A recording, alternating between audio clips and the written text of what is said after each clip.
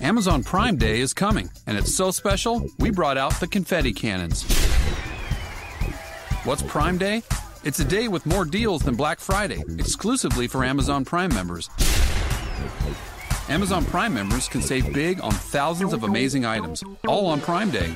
Not a Prime member? There's still time to sign up. Go to Amazon.com right now. Don't miss it. Prime Day is one day only, July 15th. I'm going to need a lot more confetti, just so you know. Blog Talk Radio.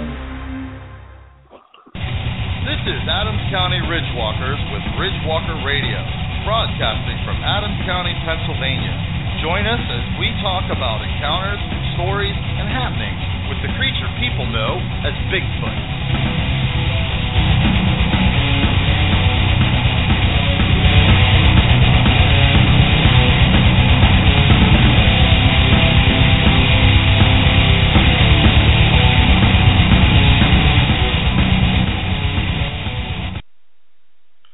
Oh, man, I love that intro. Okay, well, welcome to our second edition of Ridgewalker Radio. We got a great show tonight. Tonight we're going to come from my home state, Florida. And I don't know if anybody listened to our last show, but I'm from Central Florida. And tonight our guest is actually from South Florida, Southwest Florida, actually, on the other side of the state from Miami.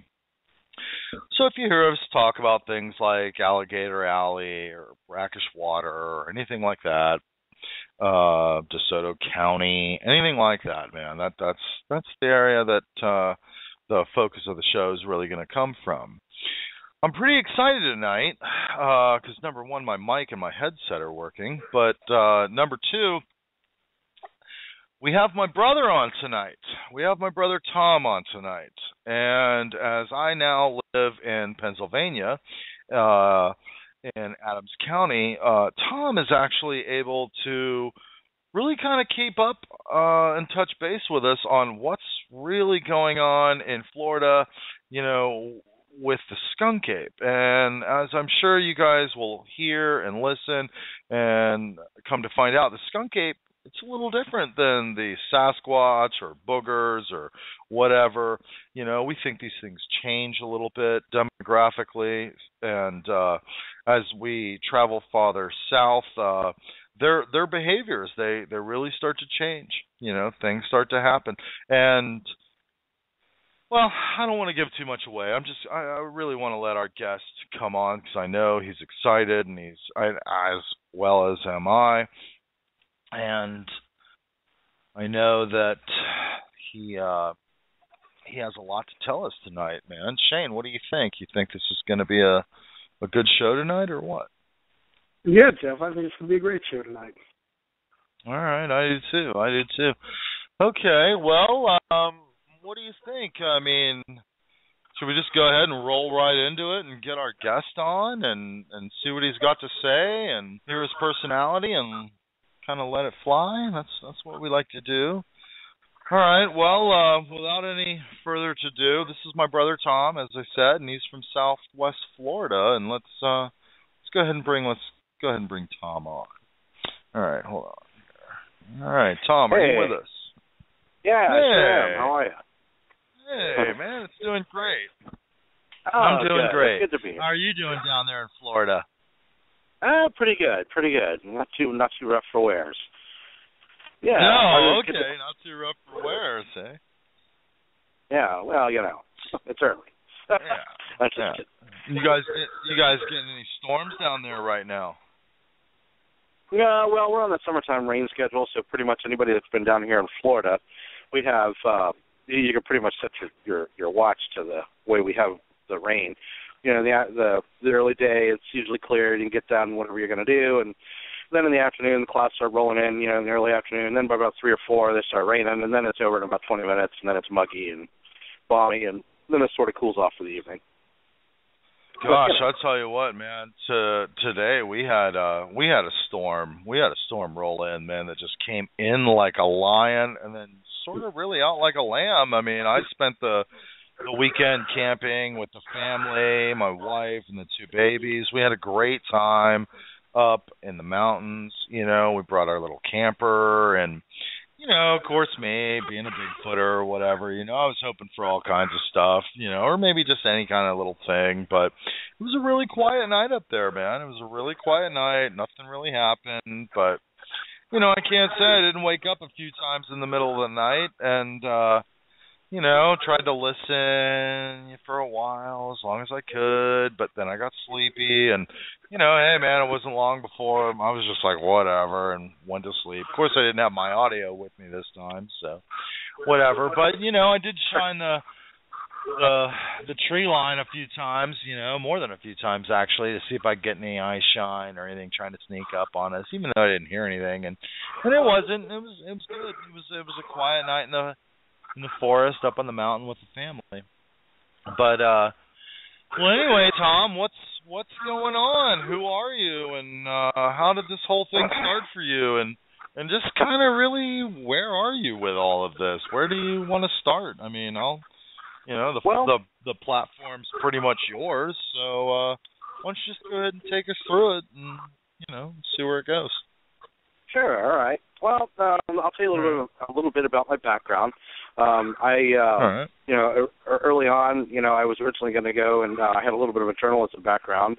Early on was going to get into journalism and stuff like that. So, you know, I looked into a little bit of, you know, as far as like when you conduct, you know, just any kind of looking into any kind of story or whatever, you know, just some of the training that goes into, you know, you got to make sure, and if you're going to talk about something, even if you don't totally know what you're going to talk about, at least know about what you know about. You know what I mean? Even if it's not much, at least know the one thing that you do know about, and then just, you know, be open to a lot of different things. And you know, fortunately, like my brother and I, we were lucky to have my father, who just recently passed away. God bless his soul.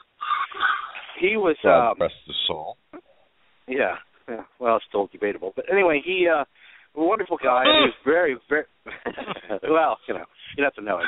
Anyway, he was a very, very intelligent man. Had all kinds of degrees and everything else. And the bottom line is, my brother and I were very fortunate growing up because, you know, most kids, you know, they grew up, you know, watching a couple cartoons and, you know, maybe throwing a baseball in the front yard with their dad or whatever. Well, our dad, basically, we got told about Mesopotamian, you know, origins of the human race and migrations and telling about, like, if you came from the eastern or western hemisphere based on what kind of earwax you had. So this is what my brother and I grew up with.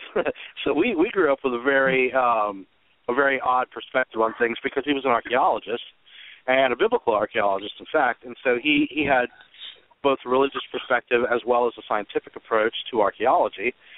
And my brother and I, we grew up a long time around like these vast libraries he'd always have, and he was always doing research papers on things and everything. And we always remember growing up. My brother could tell you one of our favorite little memories. There's a book that my dad had on his bookshelf for a long time. It was a white book with a big black footprint that said "The Naked Ape." You know. And, the Naked Ape. The Naked Ape. Yeah, the Naked Ape. Yeah, the Naked Ape. So that. My dad. Yeah, me too. We've always been fascinated from that. You know, ever since we were, like, you know, really young, we had it subconsciously the possibility for things like Bigfoot and anything, you know, a lot of different things out there, you know, UFOs and all that kind of stuff. We had an open mind for that because we were pretty much given that vast openness of mind, right, and exposure from a really young age. And so we were taught to, you know, really we had more of an Eric Von Daniken kind of mindset. It was like, you know, just ask questions. And, you know, it doesn't mean that you necessarily have the answers, just ask questions. And if you come across another question, ask another question. And the main thing that we took from my dad, or certainly me anyway, was, you know, my dad always said that the archaeology isn't always exactly convenient. Like if you find facts that may not fit in with the way we do things or the way we've understood it, he was real famous for being able to say, well, who cares? I mean, if that's what the evidence tells you, this is what people have collaborated, and this is a consensus that we've come to. And even if it means you got to change the way that you were looking at it, you know, then you got to be open enough, and then you have to be humble enough to, accept that reality and accept that possibility. And so my brother and I both have taken away from that things like, like our views on Bigfoot and things like mine. I can speak for myself anyway, that when we look at things like Bigfoot or the skunk ape or things like that, we've looked at it like, well, we're aware that there are a lot of idiots out that, kind of run around in, in monkey suits and everything else, but there's also a lot of legitimate experiences that really are going on. And for me, anyway, as far as it comes to Bigfoot, I've always had an interest in Bigfoot growing up, and I've always thought to myself, pretty much, I guess, like anybody else does, when you first get into the field, you're first interested in it, you kind of think of it as all like, oh, well, it's the Bigfoot or a Bigfoot. Yeah. And then because I mean, remember, it's kind of something out there in the Pacific Northwest. You really don't give an idea that there's a breeding population to this in all kinds of different states, and it's something out in the Pacific Northwest somewhere, and there might be like, I don't know, I guess one or two running around. You don't really, you really don't put it together. Right, exactly. And for me, like, I remember growing up as a kid, my brother and I, we used to listen to, like, now, people today, you really have an advantage, because now you're in the 21st century. You have the advantage of, like, technology or research at a fingertip. I mean, the most exposure we would get, if we were lucky, was you could tune into an episode of In Search Of, and maybe for a half hour, an hour, Leonard Nimoy would talk about, like, whatever maybe one or two people might have, told you about Bigfoot, what they've encountered, and that was really about it. That's the only real media exposure you got to. There were no computers. There was no research or anything else. Yeah, the best you could hope for was the best you could hope for was to maybe you could go and get a really up-to-date version of, like, Encyclopedia Britannica or something, and they might have a paragraph or two about it. But that was really it, and now, the advantage you have is you have a lot of people that went through what we went through going, boy, I wish you could get more information. And you had to do it the old blue-collar way of just getting information and comparing notes from other people. And over time, that's what you've seen, people do on a much, much higher, more advanced level. Nowadays, it's just so much easier to compare information, and you get so much more of a vivid picture. I think being able to use those kind of resources and technology, and it's really a benefit, and so sure. Anyway, that's so that's. I just want to cut in, Tom. My brother and I, we like to talk a lot, so we may run over each other here a little bit. But I just want to say, Tom, Dad being an archaeologist, the one thing with archaeology and with Sasquatch, Bigfoot, boogers, whatever you want to call them, that you can really kind of compare notes with is, in archaeology, you can know the truth. You can have all these notes about the truth, and you can, follow it back and almost just prove it. But the thing is, you can look all your life for this thing and never find what you want, And the other thing about archaeology is, hey, you want to find out how ancients lived? Go dig in their trash. Become a trash digger. You'll find out how they live real quick. Anyway, go ahead, Tom. I didn't want to. Well, no, you're absolutely right. That was another one of our dad's big mantras. He was like, yeah, really, all we are is we're just glorified garbage pickers. That's all we are. That's what he used to say all the time. Yeah. He said that's really when you learn the best about people. I mean, really, if you want to learn the most about people, find out what they throw away. Well, and also the thing about it was too. The other thing was too. You have situations where when you come across things too.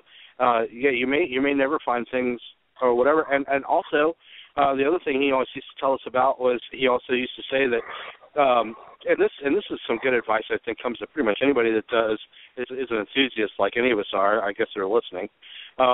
If you come across things and you find that it's scientifically looking like it's matching up to what you think it is, don't be afraid that the actual institution itself is going to tell you, oh, that's not right, because a lot of times. My dad used to have this big thing with the way archaeologists and different archaeologists turn it into an ego thing, and it's more about like, if they're not the first one to figure something out, well, then they don't want to acknowledge that it exists. And so, bear in mind that a lot of times, when things come up and things like that, that sometimes it's going to meet resistance at first, because no one's going to want to sit there on the higher levels of archaeology and go, wow, what a great idea, wow, that's wonderful. They're not going to want to do that because, I mean, you know, it's a blow to their ego sometimes. But the other thing sure, the other thing and they've spent all that time getting into the accepted cliques and circles to where, you know, you have to buy into indoctrinations, you have to buy into ideologies to where, you know, if you don't subscribe to this stuff, well, then you're just really not in the clique, you know, and you find this in a lot of different fields, really, you know, so. Right, absolutely. Sorry. No, it's okay. And actually, you know, and the other point I'll get on to real quick, and I'll kind of move on a little bit, is he also used to point out that, and this should make everybody feel a little bit better as well. He said, you know, originally the first archaeologists or whatever, and even to this day, he said, really, the best people in the field sometimes are actually just novices, because really, those are the people that are going to want to actually get out and do the grunt work of actually looking for something or going out in the woods and doing all that stuff that some people are a little too good to do or don't feel like doing. Well, you know, that's eventually you have people that had a certain level of expertise. They used from their perspective what they could get.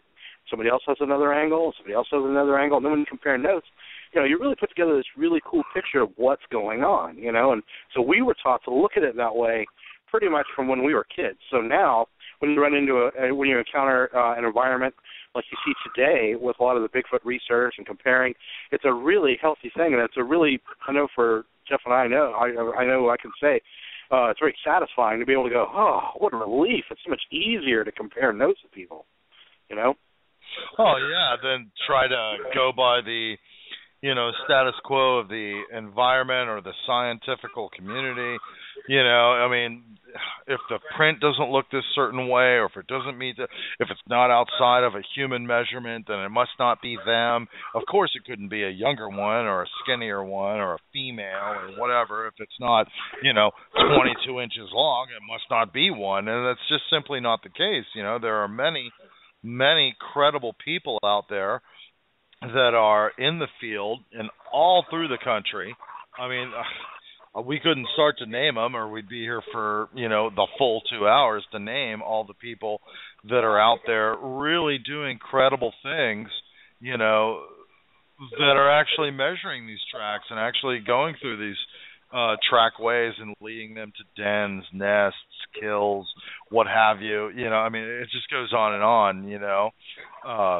But no, I hear you. You know, to follow, it's great to have, you know, mainstream recognition, you know, because if you're trying to talk to the public at large or people in your family or what have you, you can have these other people outside of yourself go, oh, well, no, that information's correct.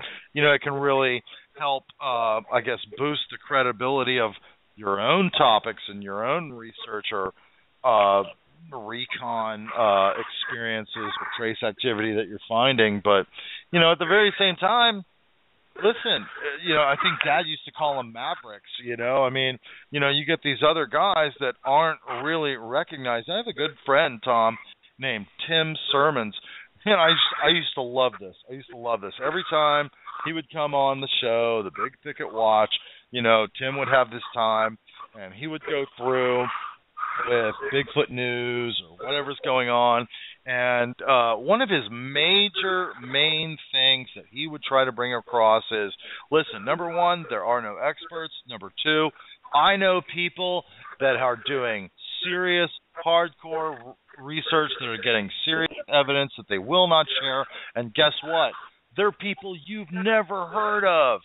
Heard of. You're not going to see them on TV. You're not going to read about them unless you get deeper into levels of research and people are taking it serious. You know, networking and circles that actively value what they're doing. You're never going to hear about these people because guess what? They don't care about proving it to you, the general public at large, or the scientific community, which doesn't mean they don't recognize scientific recognition. Of course they do. Of course, ultimately, everybody that's even talking about this wants to see that happen. But at the very same time, is it what keeps them ticking? I don't know, man, because, I don't know. That's a whole other show. Go ahead, Tom. Go ahead. Right.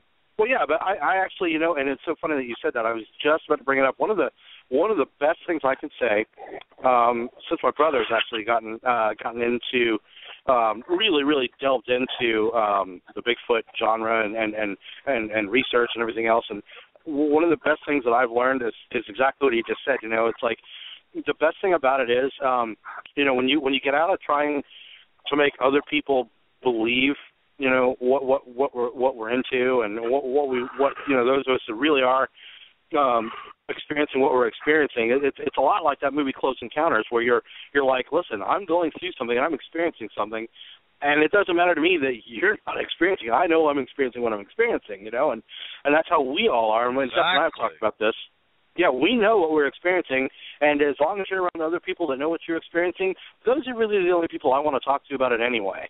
Because, to be honest with you, sure. I'm not worried about wasting my time trying to make you believe or convert you to a religion or anything, because it's not like that for us. We're just like, listen, we all know that we're coming across some really cool stuff. Let's just compare what we're getting into, and that's it. And that's what we all get into. And I was going to say, yeah. So I eventually moved on, and eventually my father used to tell us when we were younger about how he used to go when he lived in Florida as a younger man, tracking through, and I always, like I said before, I always thought that it was like, I went from a transition where I thought it was a Bigfoot to, well, then I got a little older and I started thinking to myself, well, it couldn't be the same Bigfoot because, well, there's a Bigfoot over there and he couldn't be all the way into Georgia and he couldn't be all the way in California. Well, maybe there's more than one.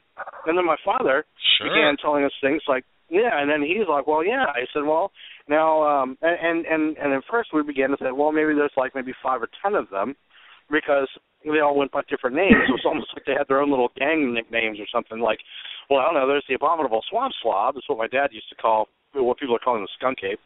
He called it the abominable swamp slob. Then you have, like, the Yeti, and you have, like, the abominable snowman. So we kind of thought, wow, so it must be kind of like a 10 most wanted as a Bigfoot that are walking around, kind of like that.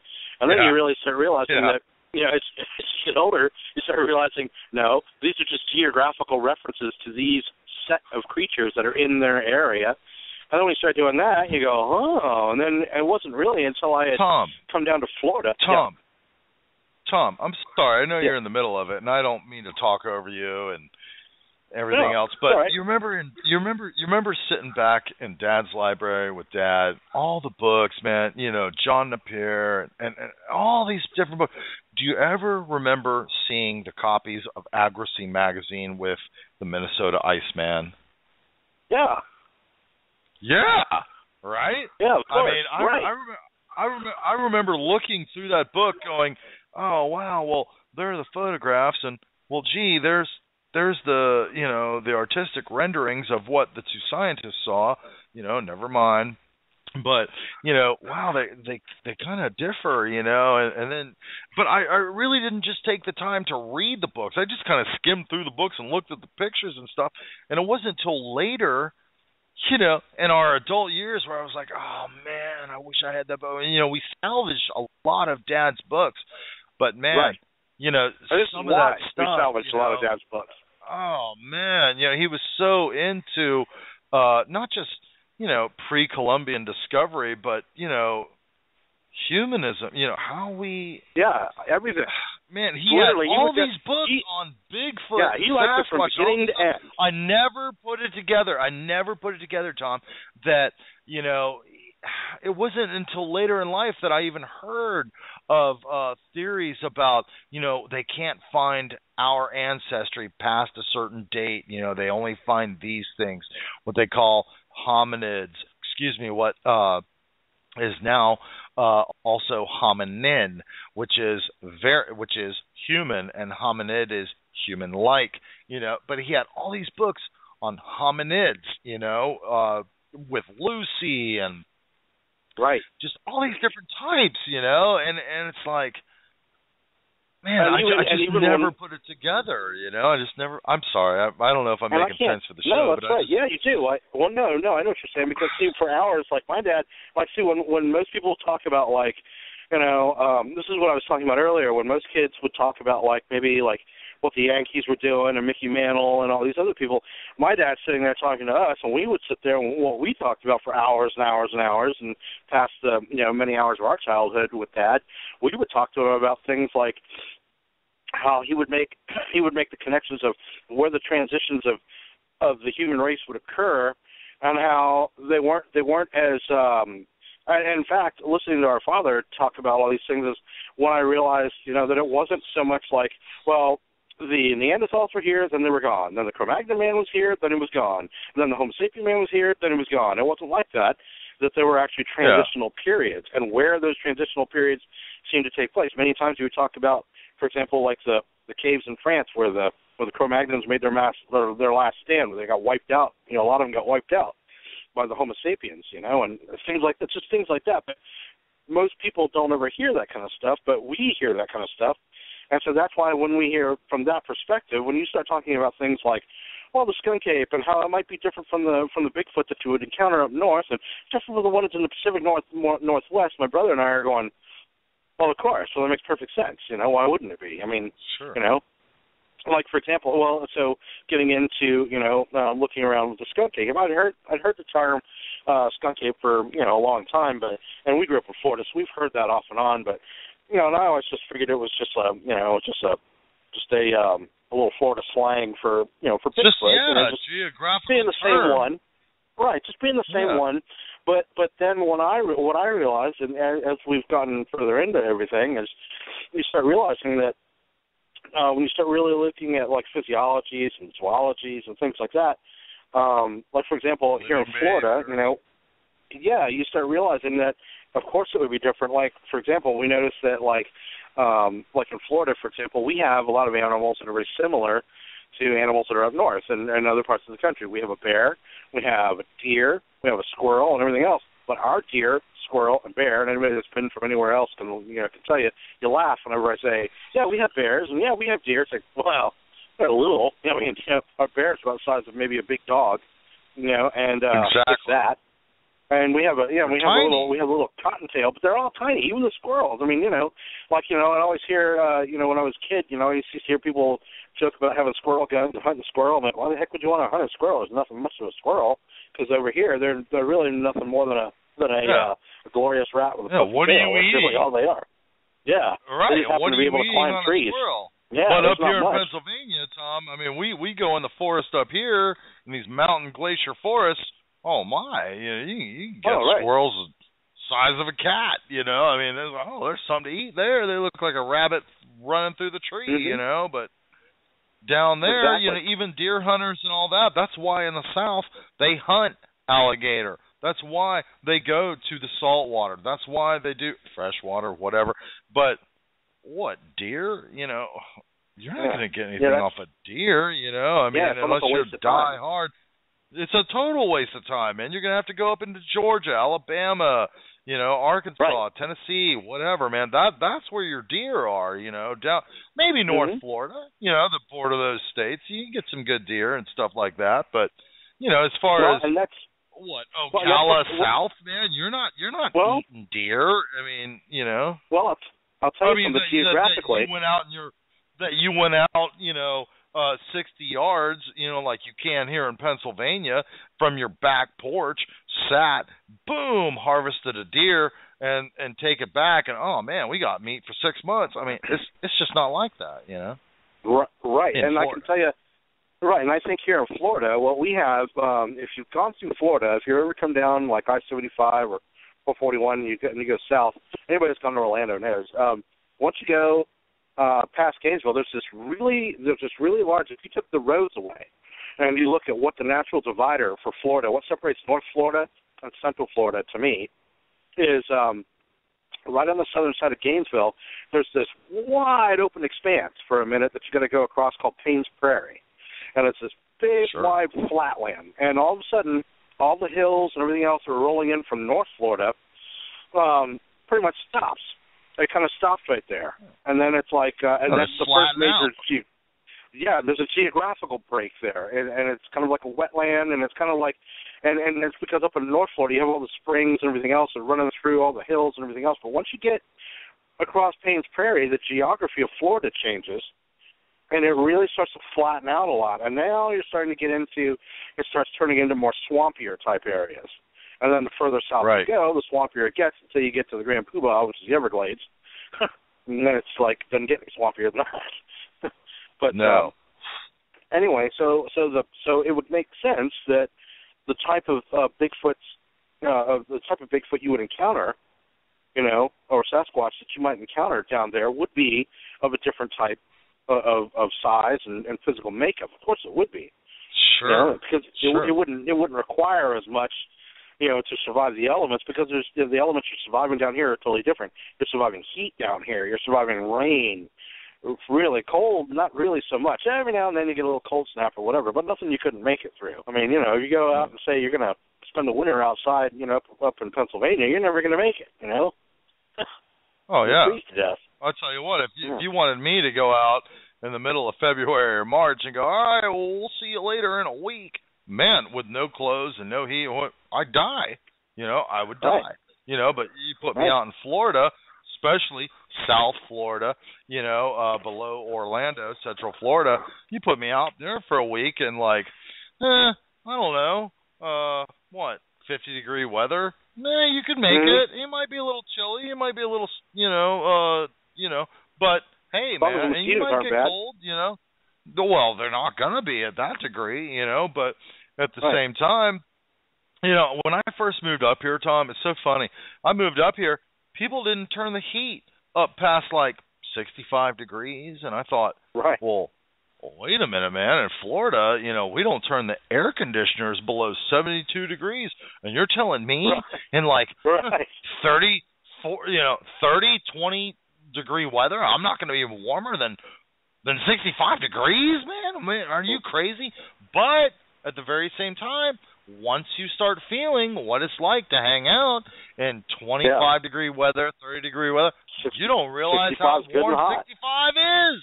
Yeah. Right. Oh, heck, that's almost 70 degrees. Let's start swimming around, So, people that, go down to Florida from up north, snowbirds or whatever you want to call them, man, they're out there jogging around in 65, 58-degree weather. You're like, what are they doing if you're a Floridian? But man, if you're from up north, you're like, what? This is springtime. What are you talking about? Right. Yeah. Well, and that's the thing. And then anyway, in the I don't want mid-90s, to take it up. No, that's all right. In the mid-90s, I was going to say I moved to Colorado, and when I got out there, that's when I noticed a lot of the geographical weather changes and things that you're talking about as well. And I noticed the difference between not only the geographical makeup of things and how what a stark contrast there was, but also, like we were talking about, with the buildup of wildlife and how their bodies are structured, and they're just bigger, heavier beings. And, of course, it would have to be because of what we were just talking about. Well, now where in Colorado did you live, Tom? I mean, I started out in southern Colorado, and I was in Walsenburg and Trinidad, and down where it's flat, it becomes almost like northern New Mexico, and but the Sangre de Cristo mountain range runs through there. Right, high desert. And then eventually I moved into Colorado Springs, and we spent times going up around Pikes Peak and Cheyenne Mountain and things like that. And then we would go further north to get into some of the other mountain ranges that went further north, up in towards Denver and Boulder and things like that. So those mountains got to be a lot more extreme, and and frankly a lot more rugged and interesting, and you can definitely see. I was going to say that's a lot different than the Smokies, man. You're in the Rockies. Yeah. And don't get me wrong. If you're from the East Coast, Smoky Mountains, Appalachian Trail, these are mountains. These are mountain stuff, man. But I tell you what, man, you get out there in the Rockies, man. You get up above the cloud line. That's right. You're up there, man. You're up there. Right, and for example, I did live. Later on. I lived. Fairly recently, I lived up in Tennessee. I lived in Nashville, and just outside of Nashville. And I would go over to Gatlinburg and Knoxville and stuff like that, and then I would see the Smokies. And the Smokies, yeah, you're right. It's an entirely different it's a different type of geographical makeup. Yeah, and they're mountains, but they're older mountains, and they're like more like rounded off type mountains, and there's more forest cover, believe it or not, on those than there are, well, to a higher point than there are in the Rockies. The Rockies are more like literally Rocky Mountains, and the Smokies were more like forest covered, and that's why they're smoky, because they have that.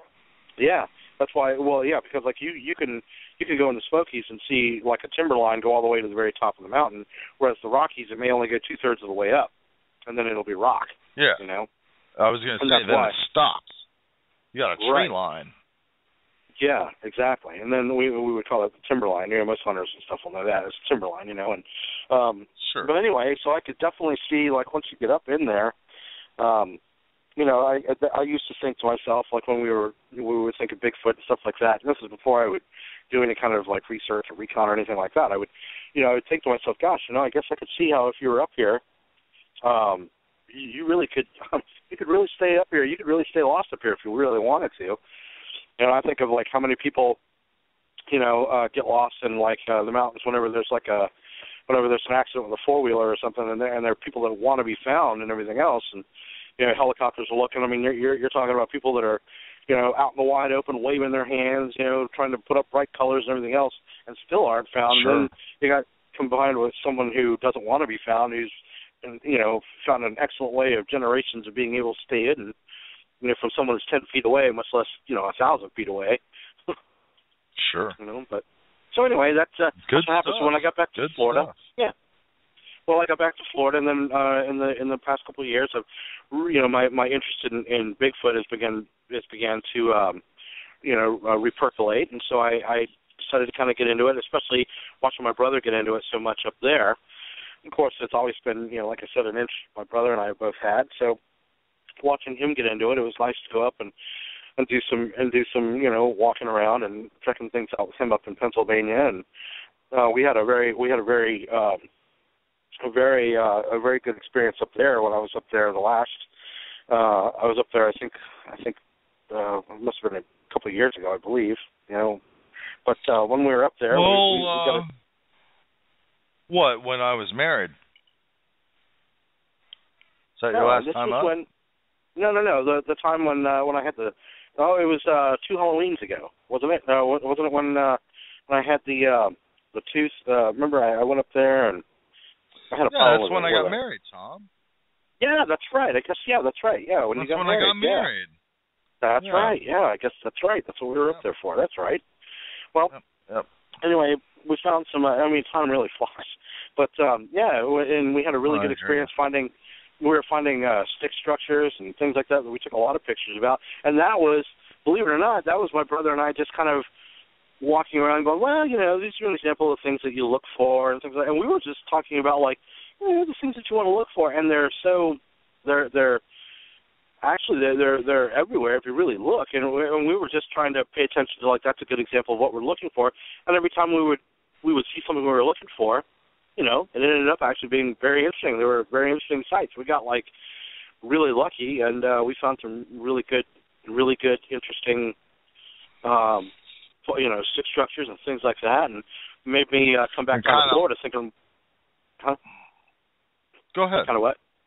Well, I was just going to say. Well, no, I didn't know if it was going to lead you.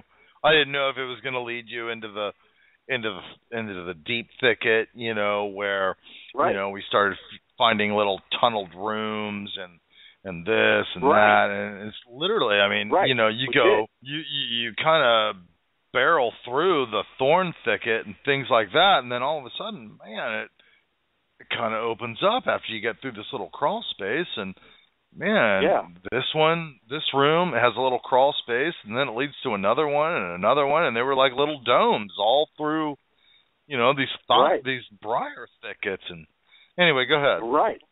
Yeah. Well, after we saw all that, fresh with the experience of going through all that, and what they lead to and different things like that, it really made me think, wow, now I want to come down to Florida, and now that I know, I have a lot of family that's down here that I married into, that are between friends and family and that network and everything else. There's a lot of people that have been here for years and years and generations, and so you'd hear some of them talk about skunk apes and things like that, and now I had more of a trained eye as far as like what you should be keeping an eye out for, and I kind of went into it thinking to myself, well, I think I'm going to just kind of start looking around, just with an eye for just the things that I know are telltale signs that maybe you should keep an eye out for, and I've been doing that off and on. And then I have a cousin named Deanie who is from Tennessee, and this is a relative who was a very, very, very rusticated fellow. In fact, he doesn't go to the city that often because he's so part of the country and the woods and the mountains and stuff that he doesn't really. I mean, he's very, very entwined and very in tune with the ways of nature. He's a hunter, and that's all he does. So he's very, very. He's got his foot really established in the earth. Well, now is Deanie from Florida? No. Now, see, that's what I was going to say. Now, see, he's from Tennessee originally. He's from up north, and he's done a lot of hunting at different parts of the country. He's a gunsmith. He's a tracker. He does a lot of really good hunting. Like you were just saying, from Tennessee, not from Florida. Apologize. And when he came down, he comes down to visit from time to time. And relatively recently, even when I was in Tennessee, I used to tell him about experiences, and he would tell me about things here or there. But then he really wasn't really ready to really let loose with what he really had experienced. So he didn't really talk about it too much. But when he came down here to Florida, he knows that I take the field seriously and things like that. So finally, he had an encounter that was over at his cousin's. That's over in our. We live out. Oh, go ahead. No, I was just going to say, go ahead and walk us through that. Take your time. Yeah, well, that's what I was going to do. See, he had come down, and a lot of times he doesn't really like to bother people with taking up space in their home or things like that. So he came down and he brought a tent with him, and he was out on his cousin's property, and we live out on the edge of the town that we live in, Punta Gorda, and we live out more towards the country. We live out where it's not really as developed as much. And he went ahead and was ready to go ahead and go to bed one night, and so he was on a fairly decent sized piece of property, and he had set his tent up away from the house, and it was a few feet away from this fence, and there was like a little alcove that had kind of been between a bush, maybe a span of about 10 or 15 feet. Then there was a tree, and then there was like a metal fence, and so it made it like a little pocket. So he put his tent in the very center of this little space, and he figured it'd be out of the way, and that way, if anybody wanted to come out of the house, they wouldn't really be bothered with his tent being up. So he told his cousin good night and everything else, and they went to bed, and he went inside his tent and he laid down. And everything started getting really quiet. It's out in the middle of the country, so everything's really quiet. So he could hear as he was laying there. He said his hearing got peripheral the more that he would lay there, and he could hear his cousin talking to his nephew and telling him to come inside and good night. Da da da da da. They closed the door and locked it all up, and then some of the lights were going out and everything. And I've noticed, by the way, that I've read some other experiences that sound similar to what he was talking about. He had said that after about maybe 15 minutes, he was almost asleep, and he heard off about another maybe 50 feet where he was from, and this would have been about 200-300 feet from the home. There was a chicken house out there, and all the chickens were asleep. And then all of a sudden, he heard like a really loud, like shifting noise coming from behind the chicken coop. And he was laying there. He's like, "What the heck is that?" And he's laying there just listening to this. And his head is literally right next to the very edge of the tent, maybe about an inch away.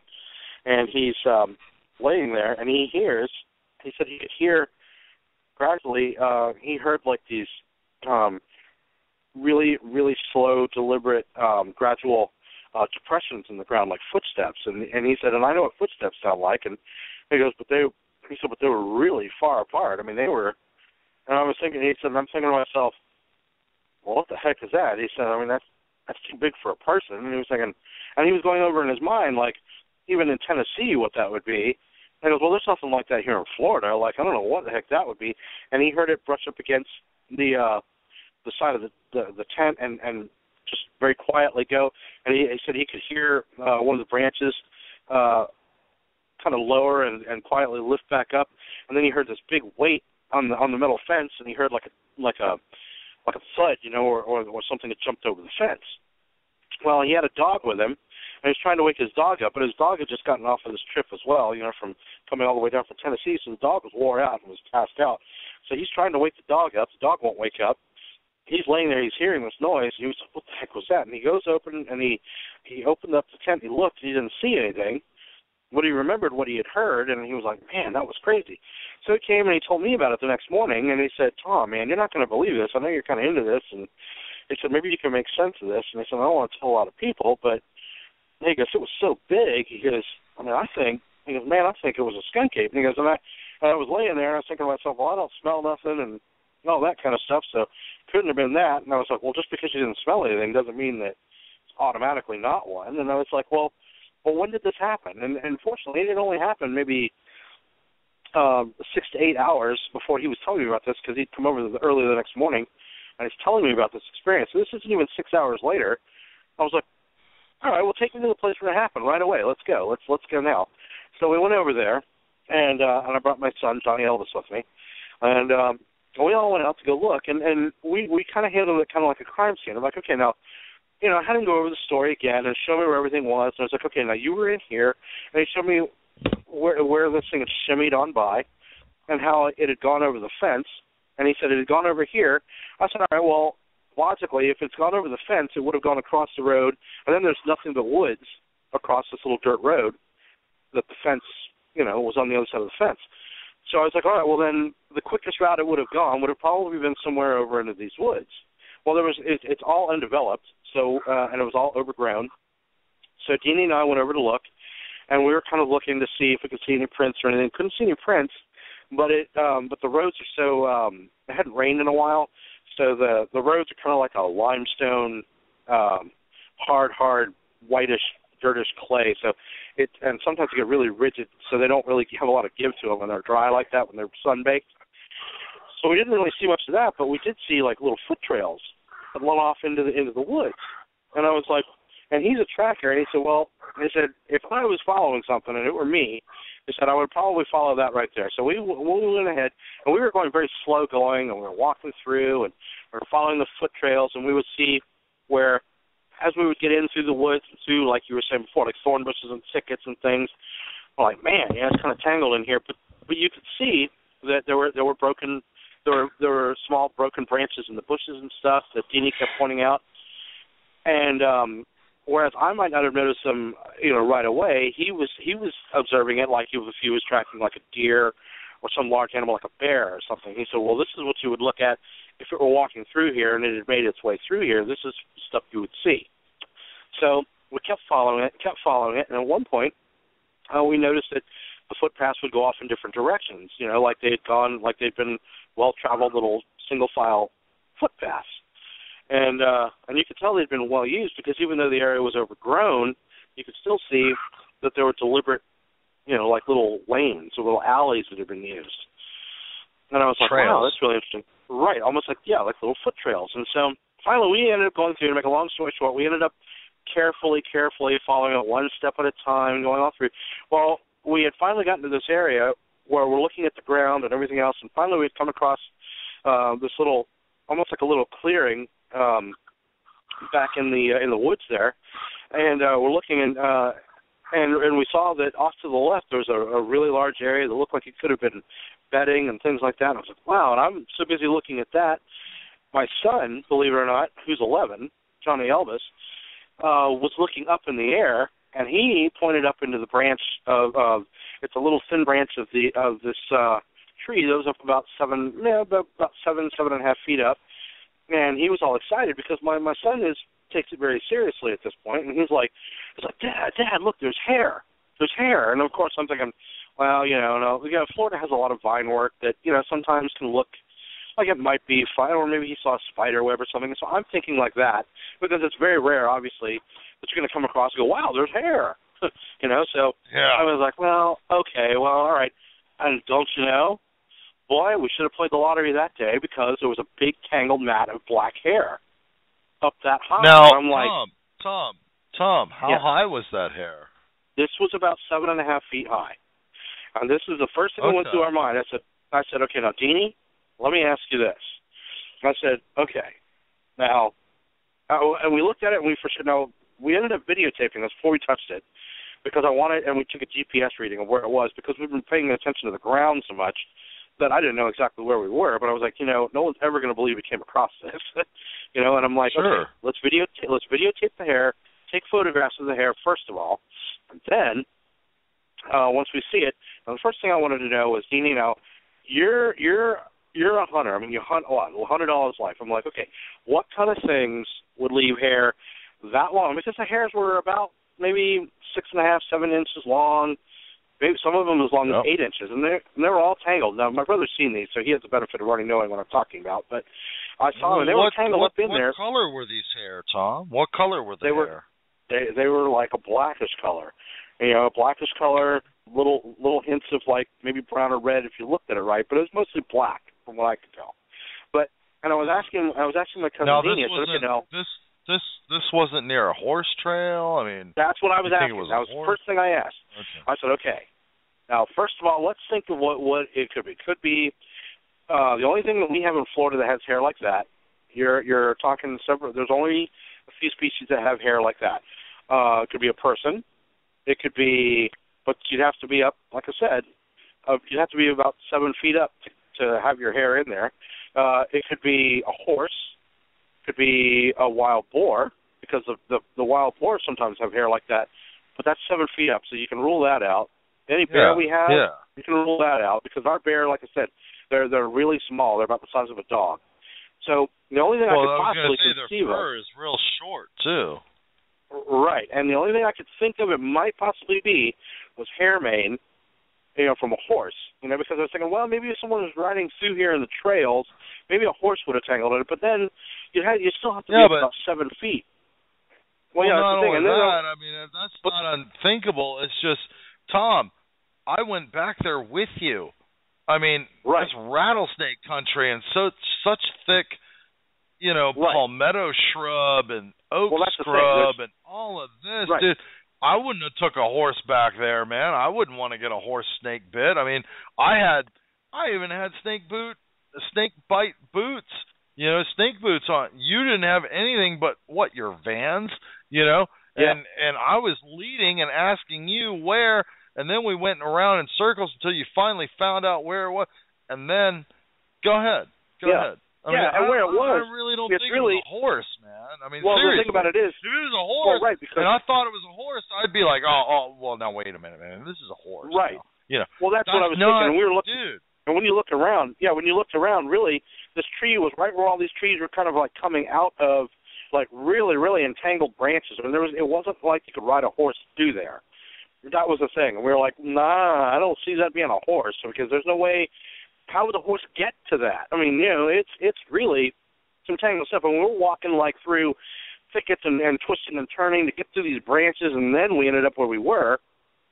And, well, man, I mean, a lot of that palmetto shrub was like, knee high, waist high? Right. I mean, we're going through this, we're going through that. Oh, man, now here's briars or, Right. Dude. Well, here's the other thing. Here was the other thing that was interesting about that site. Through that. Well, here's the thing that really put chills on the back of my neck, because at this point I'm just looking at where we are, the ground. I'm trying to find forensic signs or whatever. We find hair, okay, whatever. And so I took some of it and then I left some of it so that I knew that people like you or someone else might want to go back there one day, and it's like, there it is, still there it is, where it was found. Now, well, how far away, for example, not to interrupt you, but go ahead. How far away was it from Deanie's? That's what I was going to get to. Now, that's the part that sort of chills up my neck. Okay, now, once we had stopped and we found this little bedding area and things like that were a little further away, and it was a good-sized, like, concave area that looked like it was matted down, and I was thinking, well, that could be something, you never know. But, however, the interesting thing about it was we were following the foot trails, and we realized that what it had done is made a giant loop, and now we're actually only a few feet down from where we'd actually gone into where the woods were. But from where we were, we could look through the bushes and through this thick, it was almost like a blind of bushes, and I could look through there, and I could see Deanie's tent still right there, just across the road. However, when we were standing where the tent was, we could not see where this blind was and everything else. It just looked like it was a bunch of thick bushes. And we didn't see any foot trails or whatever coming back out of it. So it looked like, to me, what I had deduced was it had possibly looped back and gone to where it had been. So possibly that, and it looked like if it was something that had been spending time there, the fact that the chicken coop was there was kind of making sense to me, because I'm going, well, yeah, I guess it would hang out near where a food source would be, because when we told Teeny's cousin about it the next morning, he, of course, was, a little bit more like, yeah, whatever, didn't want to take it seriously. However, he did admit that he had been missing chickens. And we were like, oh, so you've been missing chickens lately. Oh, man. What do you know? So it was just, when you looked at the whole picture, it was like, well, it sounds to me like, one of our friendly, neighbors has found a food source he might like that he's coming to every now and then, and he just did. And Teeny was saying that normally put his tent. This is really the only clearing that was in the direct path of the chicken coop to the area that I was talking about. And when we were looking at it like that, it was like, well, it almost makes sense that your tent was in the way of the area, or of the general straight track he was probably using to get in and out of the property without going through the gate. So he was trying to very quietly shimmy past you and get out of there like you wanted to do, because he knew it was the most direct route. Well, now, wait a minute. You say gate. There was a fence and stuff like that bordered Deanie's cousin's property? How high was that, Tom? That was, hold on 1 second. No, the fence was, okay, now the fence was only, hold on 1 second, I got to plug something in here. Well, that's all right. Take your time, man. I'll get it over there. Right there.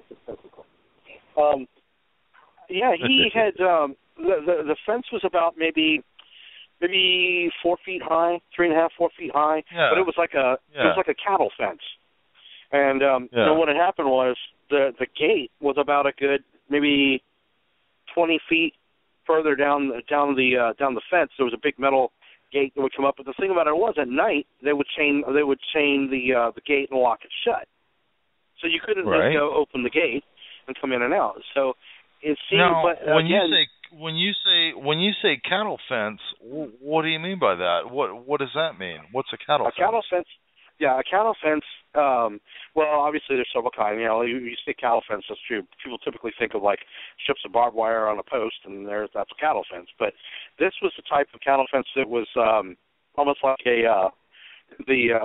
was made out of, like, aluminum, where there were, like, strips of horizontal aluminum that had gone across it. So it was more of an aluminum fence.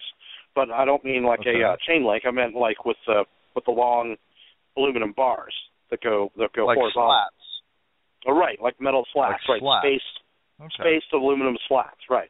And so what had happened was, you could see where whatever had gone over the fence had been, it had put weight, in the center of this, and kind of caused a little bit of a depression in the fence, where obviously it looks like it had been using that to hop over the fence, and it was making sense that it was funny, because right where this was, that was the little clearing between the tree and all the bushes that actually came out about a good 4 or 5 feet from the fence. So you could have actually squatted back there, and you never would have been seen if the tent wasn't in the way.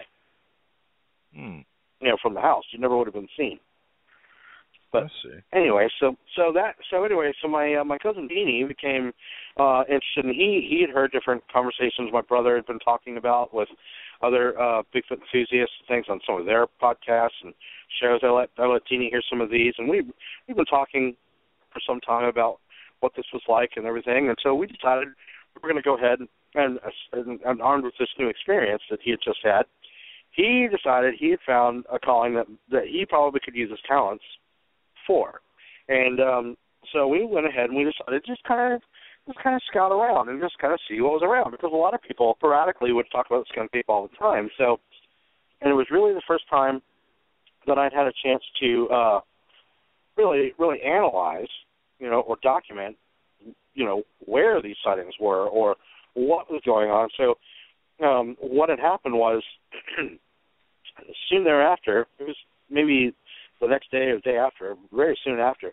The cousin that Dina was staying with had a son named James, who was about 16, 17. And he at first was kind of laughing at the idea or whatever. Well, he and a friend of his decided to accompany Deanie because they're familiar with the area. They decided to take him. They told him that there was a wildlife preserve fairly near where we were too, but it's about a good 10 miles back off the main road. I mean, you've got to get there to get there. And evidently, when they went out there, they from what they say, they had another encounter themselves. Well, they went all the way back down to one of the creeks or one of the tributary streams that runs off the Peace River, and down by the bank, they noticed that there was something about. They said it was about 50 to 75 yards away at first, and they ended up getting a little closer to it, and then there was a Sasquatch there. I guess a skunk that was there, and he happened to notice, and he looked back and saw Deanie and his cousins, even though they were trying to be as nonchalant as they could, I guess. And there appeared to be two of them down by the water's edge. Well, they started going ahead and he said they started to disappear relatively quickly into the woods and shrubs. And while Deanie and James, which is the nephew, started looking at it, the friend that had happened to look around, mainly because he was frightened at that point, and both the two younger kids were a little bit scared. They were thinking, "Boy, I had to get out of here." Well, one of the kids was looking over to his left, just by coincidence, happened to look over and noticed over in the brushes off to the left, there was a third one that had been looking at them through the bushes and things. And wow.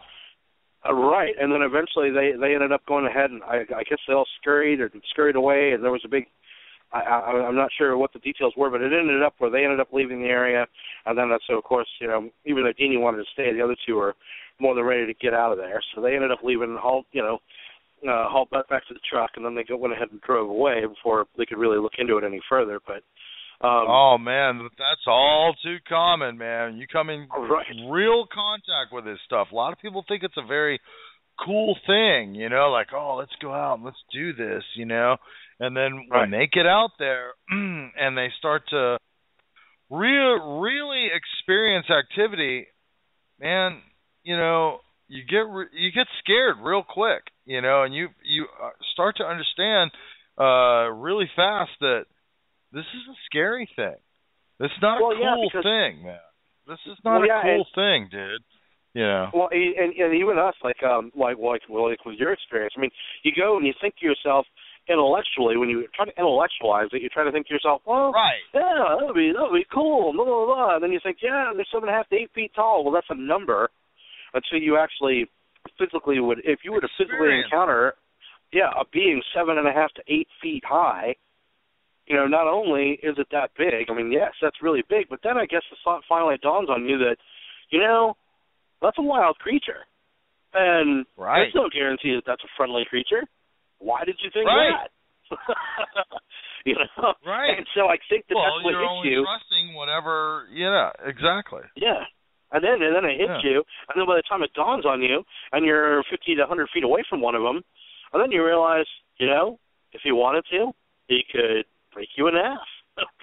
And there's nothing you could do about it. So I guess, it finally hits you. And so to this day, I mean, this kid James, he always used to laugh about it till this happened. And till to this day, he's like, man, he's like, you can laugh about it all you want. I don't care. You can say it's stupid, but man, after I saw what I saw, he goes, you can say what you want. He goes, I don't care, man. And he's really scared to talk about it. Which brings me to another point. I had another relative named Joby, who we married into. Well, Tom. Well, hold on. Let's go to a break and let's save old Joby for when we come back. Oh, sure. I mean, hey man, I don't want to stop you, but we're about 5 after 9 here, so I want to get back into all the skunk ape encounters that you know about and stuff, but. At the same time, I want to kind of give a break and let people, maybe get up and stretch their legs and stuff. So let me go ahead and let's go to break, and then we'll follow back up with Joby. All right. You got it. Is that cool? Yeah, absolutely. All right. Give me just a second here. Thanks for listening to the show, everybody. If you've had an encounter or a sighting and you'd like to be a guest on our show, please email us at adamscountyridgewalkers@gmail.com.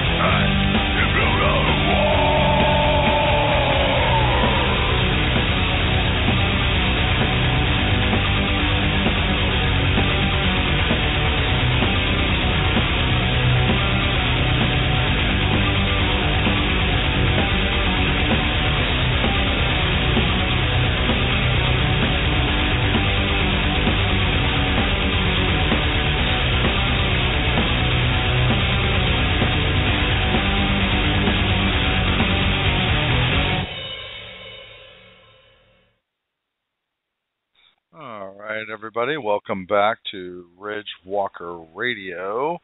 And I am your host, Jeff. Some people see the spelling of my name and say G-off, but I understand that. It's Jeff. And we're talking tonight with my brother Tom from Florida about skunk apes. And we're also joined here by our other producer, Shane Fickus, though he likes to hide behind the scenes and wander around and do things. But anyway, so Tom, so we're back. So you were talking about Jody or Joby or Joby, yeah. But Joby. Before I get into that, I had someone who wanted to say hello to you as a finder of the Bigfoot hair here. Hold on a second. Oh, okay. Well, bring him on. Hey, what's up? It's Johnny O. Hey, what's up? Who am I talking with? Well, Who am I talking with? Say your name, little man. Johnny O's, I am your brother's little kid. Oh, okay. Does that mean you're my nephew? Yep. Yes, it is.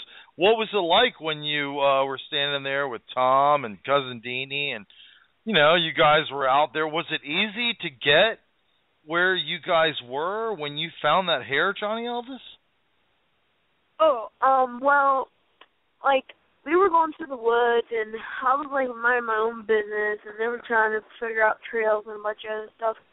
But when I thought of something funny, it was big, and, it was I thought it was string at first, but it was actually Bigfoot hair. I was like, oh, my God, Dad. And then it was Bigfoot hair. Did you think that it was Bigfoot hair to begin with, or did you just see something weird in the tree? I just thought that it might be like a piece of string or something, but it was actually hair. Oh, okay. Well, man, those guys, old Cousin Deanie and your dad Tom, they're pretty lucky they had you around, or they probably wouldn't have saw that stuff, huh? Yeah, they wouldn't even saw that. They wouldn't even keep it. That's so cool, man. I think that's so neat. A lot of people, they go out, Johnny Elvis, into the woods with their kids, and they're looking for stuff and whatever. And, a lot of times, big people, their minds, they're thinking about something else. And then here, the child or the young man is, and he's going, well, hey, look at this. And hey, man, in your case, you found that Bigfoot hair, man. I think that's so cool. Yeah, I also found that one time where they were looking over the tracks. They told me to go search some stuff ahead. Well, while I was ahead, I found a Bigfoot nest. I saw where Bigfoot was laying. Yeah. I see a big area, and it looked like it was sleeping there. Oh, yeah? Well, what made you think that? I mean, what did the area look like? What made you think that maybe a Bigfoot was there, not just a bunch of hogs and deer and stuff like that? No, I made sure of that because guess what? It had this little picture of it, how can I explain it? It had stuff around it when it was sleeping. So I see the picture where it was lying. What kind of? Yeah. What do you mean? What kind of stuff was around the nest that you saw? Well, I saw some poop left over there. Really? And, I also found a little bit of tracks of trails that lead somewhere else. Huh. But we didn't get a chance to figure it out with trails, but it was getting dark out, but we had to continue searching.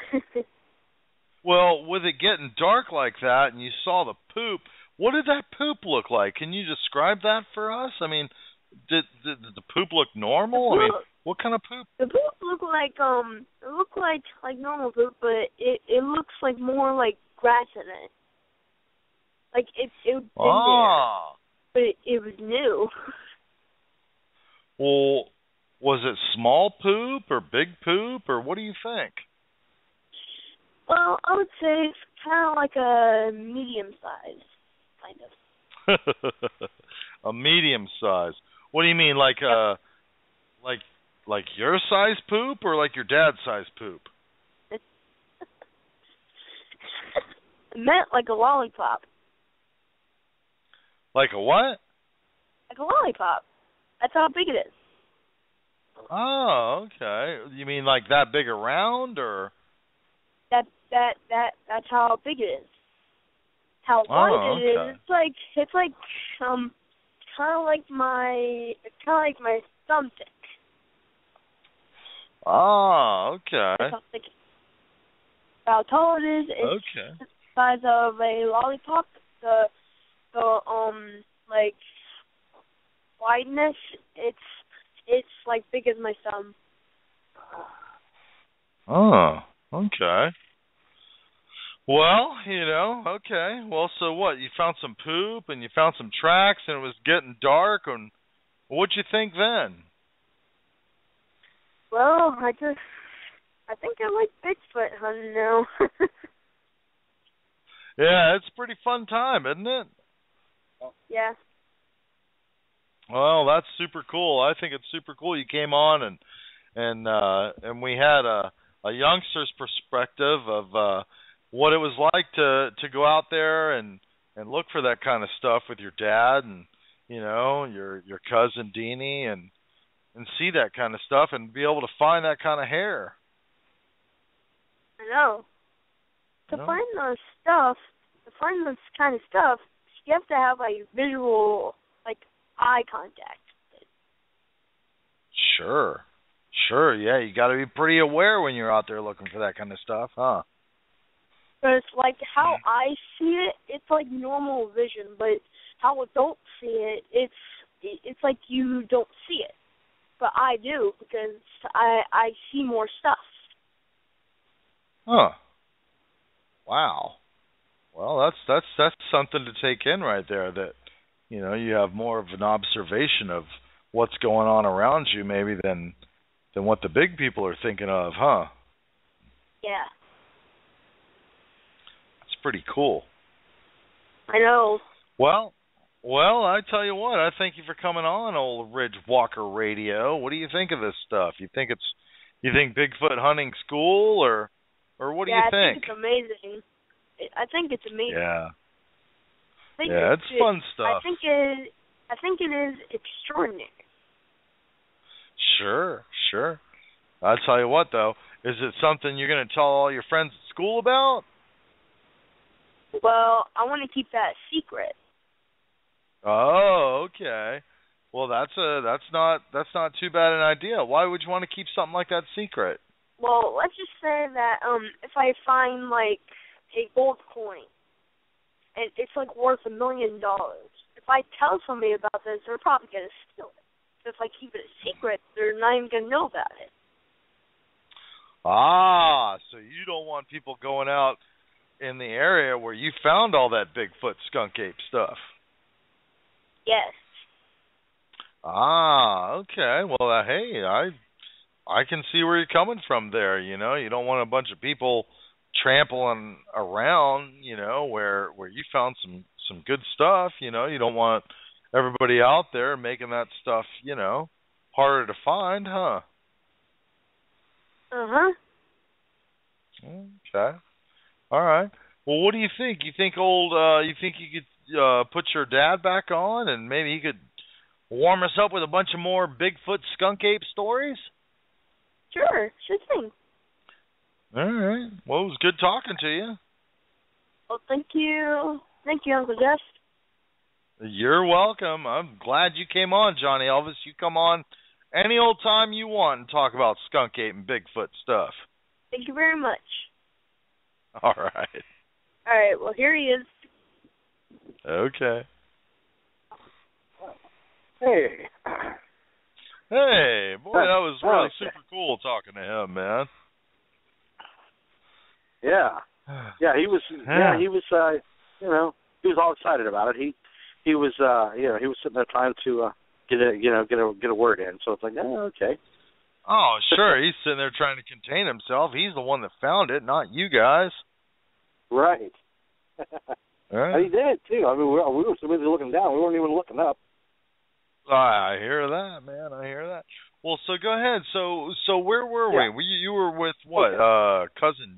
Well, yeah. Well, I was mentioning. Well, what it made me think of was I had noticed that right, that there were other people around that had a lot of other experiences that, you know, some people would bring up or mention, and then we had my wife had a cousin named Joby who had an experience that evidently was so traumatic or whatever. He still won't even talk about it. He will not talk about it.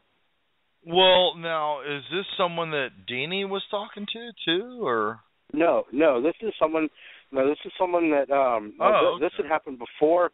Yeah, this had happened before any of the of Deanie's experience had happened. This is another cousin who was from here, and he had an experience out off the Peace River, further up towards Arcadia.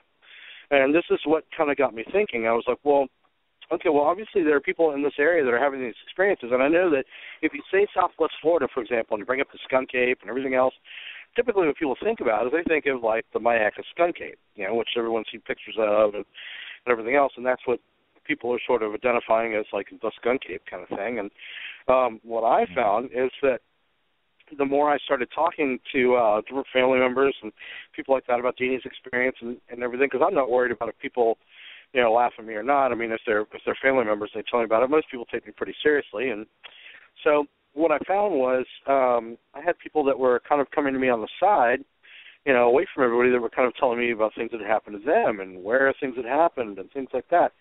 And I was like, huh. So I was kind of trying to get an idea, just roughly of like, you know, how vast, you know, the area was, and how, you know, where exactly were all these sightings taking place, so I could sort of get an idea of like, was there a place, or were there many places, or was there like a system to where they were going, or well, so I started, you know, just kind of asking around, like, well, you know, comparing notes on like where these people had these sightings, and I had also begun to do research on other sightings that had happened within the last few years and stuff like that, and actually, there's a lot of sightings within the last 10 years that have happened that are all basically in the same areas and stuff. And so I started noticing we have a large preserve that's just south of us, between Charlotte County and Lee County. It kind of borders on both, and it's about 15,000 acres,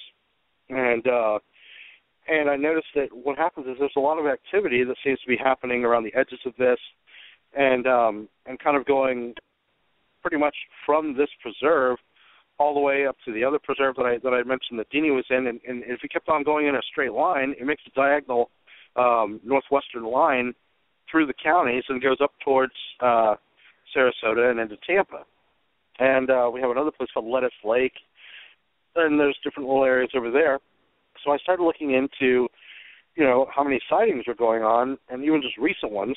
And there were a lot of really notable sightings that were going on. In fact, I just found out that recently in January, I guess the Florida BFRO had announced that I guess finding Bigfoot people had even mentioned that they want to hold an open house or a town hall meeting in Sarasota, I guess, because I guess they're looking into possibly doing something on the Mayaca skunk ape. Now, I don't know how true that is or not, but I mean, that's the Florida BFRO was talking about it, so it must be pretty legit.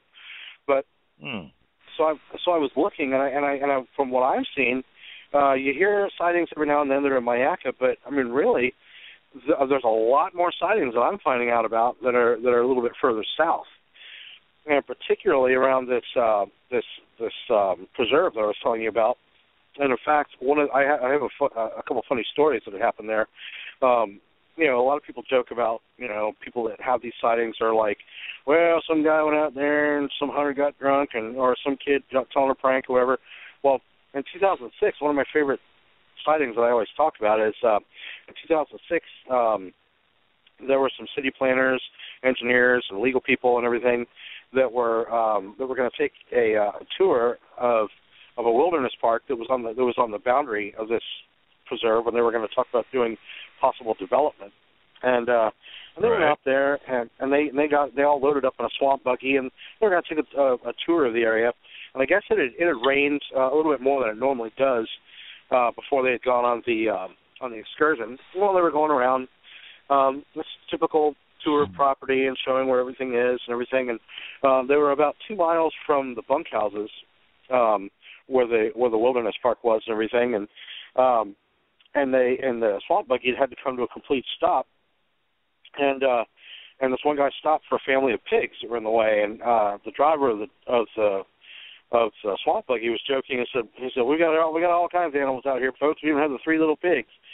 And this one city planner that was riding happened to be looking, while they were all looking over to the left, looking at the pigs. He was looking out over the right, and he saw what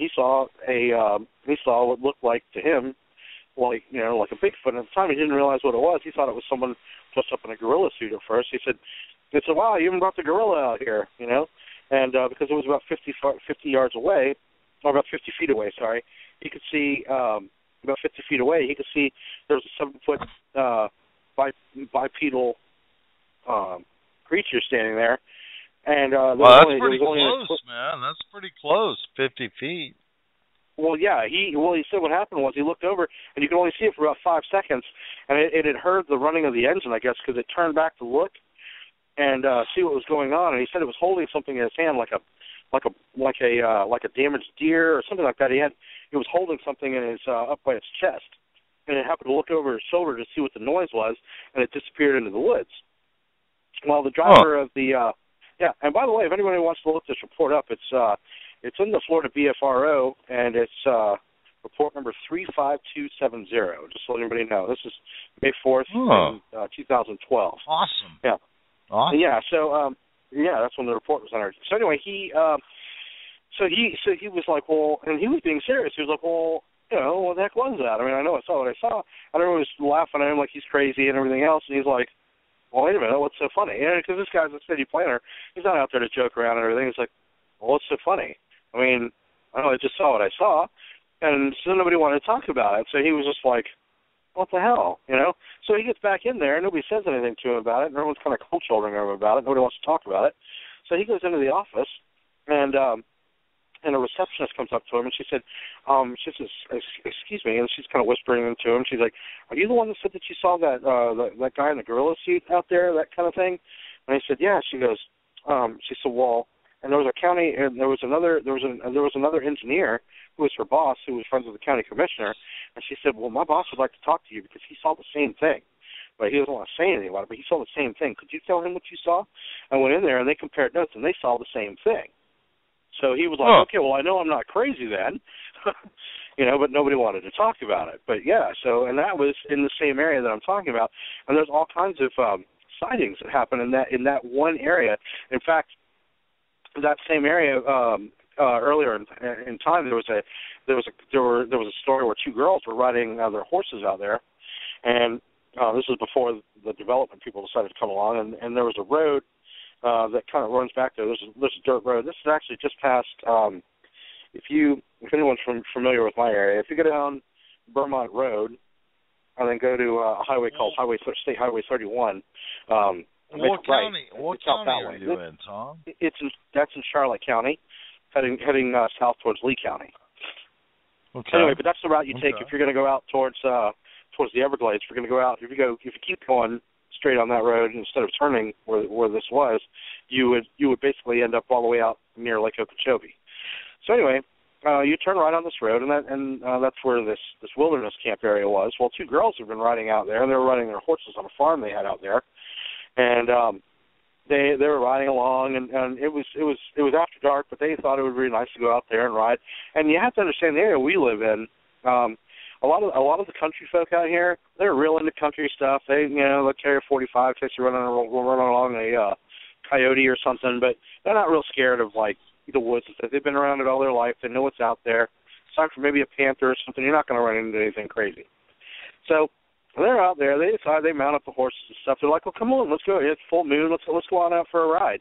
So they're going out there for a ride, and they're riding along, and they notice that, and at first they're kind of walking, and one of the girls, at first she thought it was her imagination, but then she noticed that there kept being noises in the woods just off the road that was going even with them as they were going along the road. And at first she thought, well, maybe something's walking through there, it could be a deer or whatever. But then she noticed that it kept going. The further they kept going on the road, it kept going parallel with them up the road. And after a while, she started really getting bothered by it. She was like, well, whatever it is, it's been following us for almost a quarter mile. We need to. Wow. Maybe we need to start kind of like putting a little bit of pep in the step or whatever. Whatever that is, it probably needs to get going. Well, we're on the horses, so we'll be able to outrun it. So they start trotting away, and they start going to like kind of a fast trot. And then they hear crunches and pops and stuff in the branches, and it's keeping up with them. And so all of a sudden now the girl's getting really freaked out because she can still hear all the popping and everything else, and she's like, "Whoa!" She goes, "We're going along. I mean, we're trotting on these horses. And this thing is keeping up with us in the woods. This thing is keeping up with us." So then they start freaking out and start running on the horses, and it still keeps them for a little while. It kept up with them, and they finally outran it. But they were really worried because at first, I mean, it was like the thing was getting a little closer and a little closer, and they finally, I mean, I guess whatever it was, finally gave up. But it was keeping up with them. Yeah. So it was pretty odd. Crazy. The girls were like really freaked out because they were like, "There's nothing in the woods that should be able to do that," and that's in the same area. And I have found that a lot of these people that have sightings and things like that, it's that area over there is a really big hot spot for that kind of stuff. And then we have a river that comes through here. Oh, go ahead.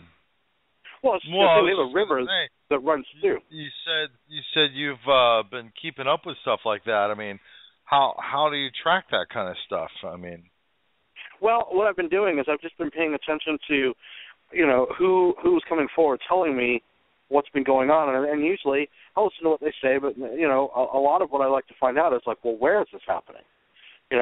And I'm finding a lot of consistent answers on like where this is happening. This is happening in like about there's about 3 specific areas this is happening in, 3 vague areas that this is happening in, and they're all relatively close to where we are. And so the more that this is about, maybe 15 to 20 different people that have given me accounts of things that have happened so far. And I'm starting to get to the point where, and this is without even looking at like really old records that have been happening. I mean, I was explaining to my brother before we got on here, these are actually sightings and things. I've only been keeping track of these are sightings that are very recent. These are within, 2000 or since. So these are all sightings that are like very relatively recent sightings. I'm sure that the older sightings are just as interesting, and you could probably find even more of a pattern to it the further back you go. But even just looking at the recent sightings of people that are relatively young that go out in the woods all the time, they go gator hunting, things like that. These are the people that are coming across these. And those are the stories that I like to hear. Are you keeping track of this? Are you keeping track of this in like a notebook, or I mean, how do you do this? I have a map, and what I've been doing is I've been highlighting, and I keep putting like little checks, in the areas that, roughly in the areas that these are happening, and you can kind of see where there's just like little concentrated areas, and you're like, wow, you look right in that area. Yeah, and you can go look in that area, look in that area, and the common denominator for most of it seems to be that there's we have the Peace River that runs through, and there's a lot of like little tributaries that come off of it and stuff, little creeks, and there's like the Shell Creek and Horse Creek and all these little creeks that run off of it, and we live in a very wet area of Florida, so there's all these creeks and tributaries that run through these areas, so. And where we live, like my brother and I have been talking earlier, we have what's called brackish water a lot of times, which is where a lot of seawater is going up into the fresh water. So the type of fish that are in these rivers and stuff, you got all kinds of fish and stuff that are swimming in here. We got oysters, we got crab, we got blue crab. In fact, there's all these little crab traps all up and down the river, well inland. There's all kinds of crab traps that are floating out there, which is basically just a nice little restaurant for them. Anytime that they would want to get something to eat, just reach in, grab you some. But sure, especially if they're traveling especially if they're traveling through the creeks or traveling through the river or any of that. Right. I mean, you come across that, and there you go. Right, I mean, there were Indians in the Pacific Northwest that used to set up little like limb and tree traps in the river where the fish or salmon or whatever, they would be going downriver or whatever, and they would get caught in these little areas, and the fishermen would just go down there and they would just get the fish. Well, it's not uncommon for these fishermen to go check these areas, and then lo and behold, oh, what's that? What's that, man? There's some hairy-looking thing, man, reaching down in the river, grabbing our stuff, and running away.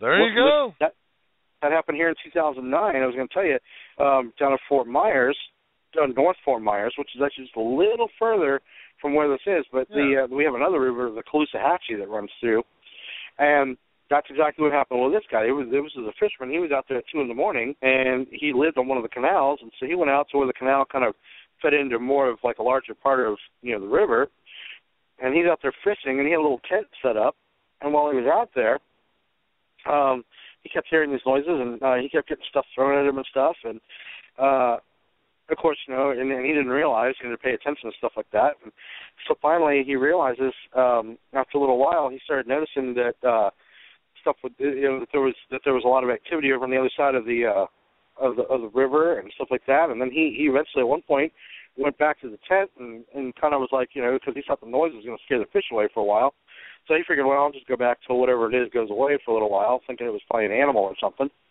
And he went out there later on, and he went out there about an hour and a half later, and I guess he said that there was something he couldn't quite make out what it was. It was down to the bank of the river, trying to grab a fish. And he was like, wow, and he saw, and the moon was out pretty good, so you could see it, and it really freaked him out because he wasn't expected to see that. At first, he thought it was somebody else was fishing because here in Florida we have people will go out all the time, they'll camp and stuff, and they'll go out and fish in the middle like this guy was doing, and he kind of thought that's what this was at first, and he looked and he realized, well, it's not a person. Was it a bear? And then he realized, I don't know what that is, but it's big and it's got 2 legs and standing up on 2 feet. It's trying to grab my fish. Yeah. Unfortunately, it was on the other side of the water, but. Well, let's touch base on this real quick. Now, let's backtrack just a second, and then I want to get into a few other things. When you said, who was it, Cousin Joby? Joby, yes. The one that was too afraid to tell a story? Yeah, too afraid to tell a story. What kind of activity did that person have that would make that person too afraid to tell stories and stuff? Well, here's what happened. I've always been of the belief that, if you catch people on the right day, they'll finally tell you one day, Sure. Well, sure. I have tried about 7 or 8 times to get this guy to tell me the story, and I'd bring it up. I'd wait till he was in a great mood, maybe had a beer, was doing good, and then you go, yeah. Hey, remember that time you saw the skunk ape? So what happened?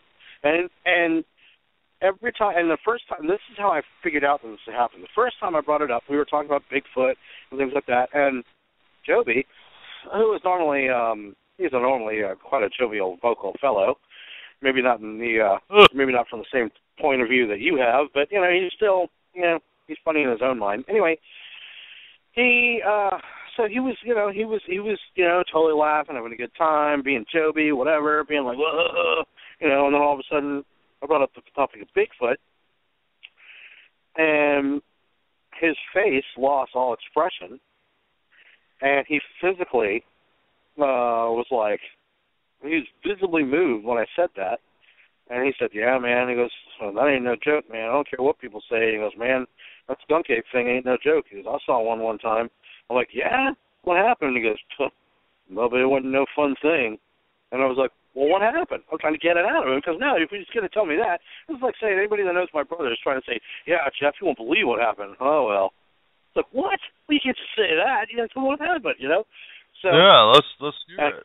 Yeah, let's get into it. And he would not talk about it. And I'm like, all right, well, let's just start with vaguely what happened. Where were you when this happened? And he goes, I don't even want to talk about it. I'm like, well, okay, well, where were you, Lisa? He goes, I'm not, no. He would not even talk about it. He would not even talk about it. And I was just like, and I remember, at first I was kind of kidding with him. I was like, you're kidding. You're not going to, you can't even talk about it? And he was dead serious. No, he could not talk about it. I was like, wow. So I remembered that, and I've always filed that away. And so there have been several times, all through the years, I've tried. This has been over the course of maybe 7 years. I have tried and tried and tried. About once a year, I try to get this guy to tell me the story, what happened. And I go, hey, man, we've known each other a long time. We got history and, stuff, So what happened that day? What happened? And every time I do it, he gets this thing where his face loses all expression. He gets kind of white, and he doesn't want to talk about it, and he changes the subject, or he gets up and walks away. Will not talk about it. So I don't know what happened. I don't know. Evidently, it was something pretty traumatic because he will not talk about it. And I'm thinking, and I kept asking him one time, I'm like, well, what did he whip your ass? I mean, did he hang out? Did he throw something at you? Did he burn the camp? What happened? Tell me. Well, it's just I remember you telling me about one of these cousins. I thought it was Joby, but one of these cousins said something about it running up and down the roof of their house and stuff like that. That's Carrie Lee. No, that's Carrie Lee. Now, that's another thing that happened recently when Deanie had his sighting and his experience. We're telling some of the members of the family. And, of course, Deanie is a little bit less selective on who he tells about his story because Deanie wears his heart on his sleeve kind of thing.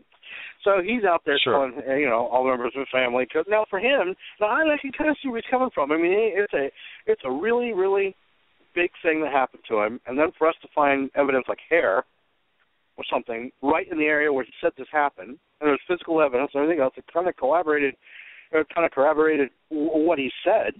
It was like, I could see why he'd be excited and motivated and everything else. Well, so this is when recently I've had different family members come tell me on the side, they're like, hey, listen, just between you and me, that's no joke, man, because blah, blah, blah, blah. Well, Carrie Lee, who is, she's a cousin, and she owns her own business. She owns her own salon. She's a respected businesswoman here. And, she's had a salon here in Port Charlotte County and stuff. And, very respected woman. Well, anyway, and she's real cool. I mean, real serious-minded. She's not like some lunatic or whatever, just like, telling you, she saw the sky fall. I mean, she's legitimate. Right. She's not a crackpot. Right.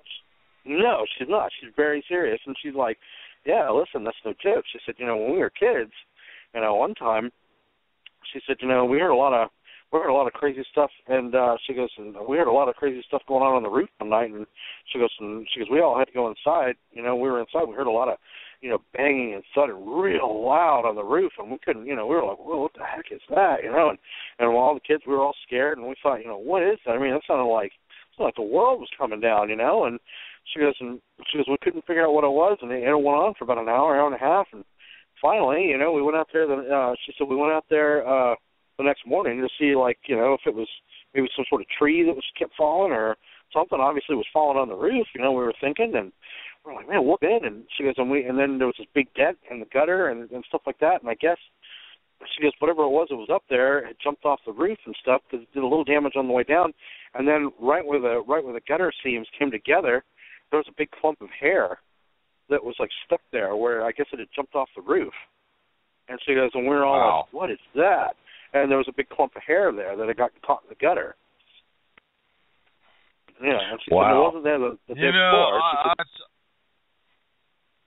Well, I'll tell you what, man, it would be really neat if you could take that clump of hair that you got in that freezer bag, man, take it over there to her and say, well, did it look anything like this? I mean, well, I did. That's what brought up the conversation. She said that. Okay. Yeah, she looked at it. She said it looked kind of like what she saw. The only difference was, now the thing about it is, she was an interesting person to bring the hair to because she's a salon stylist, so she deals with hair all the time.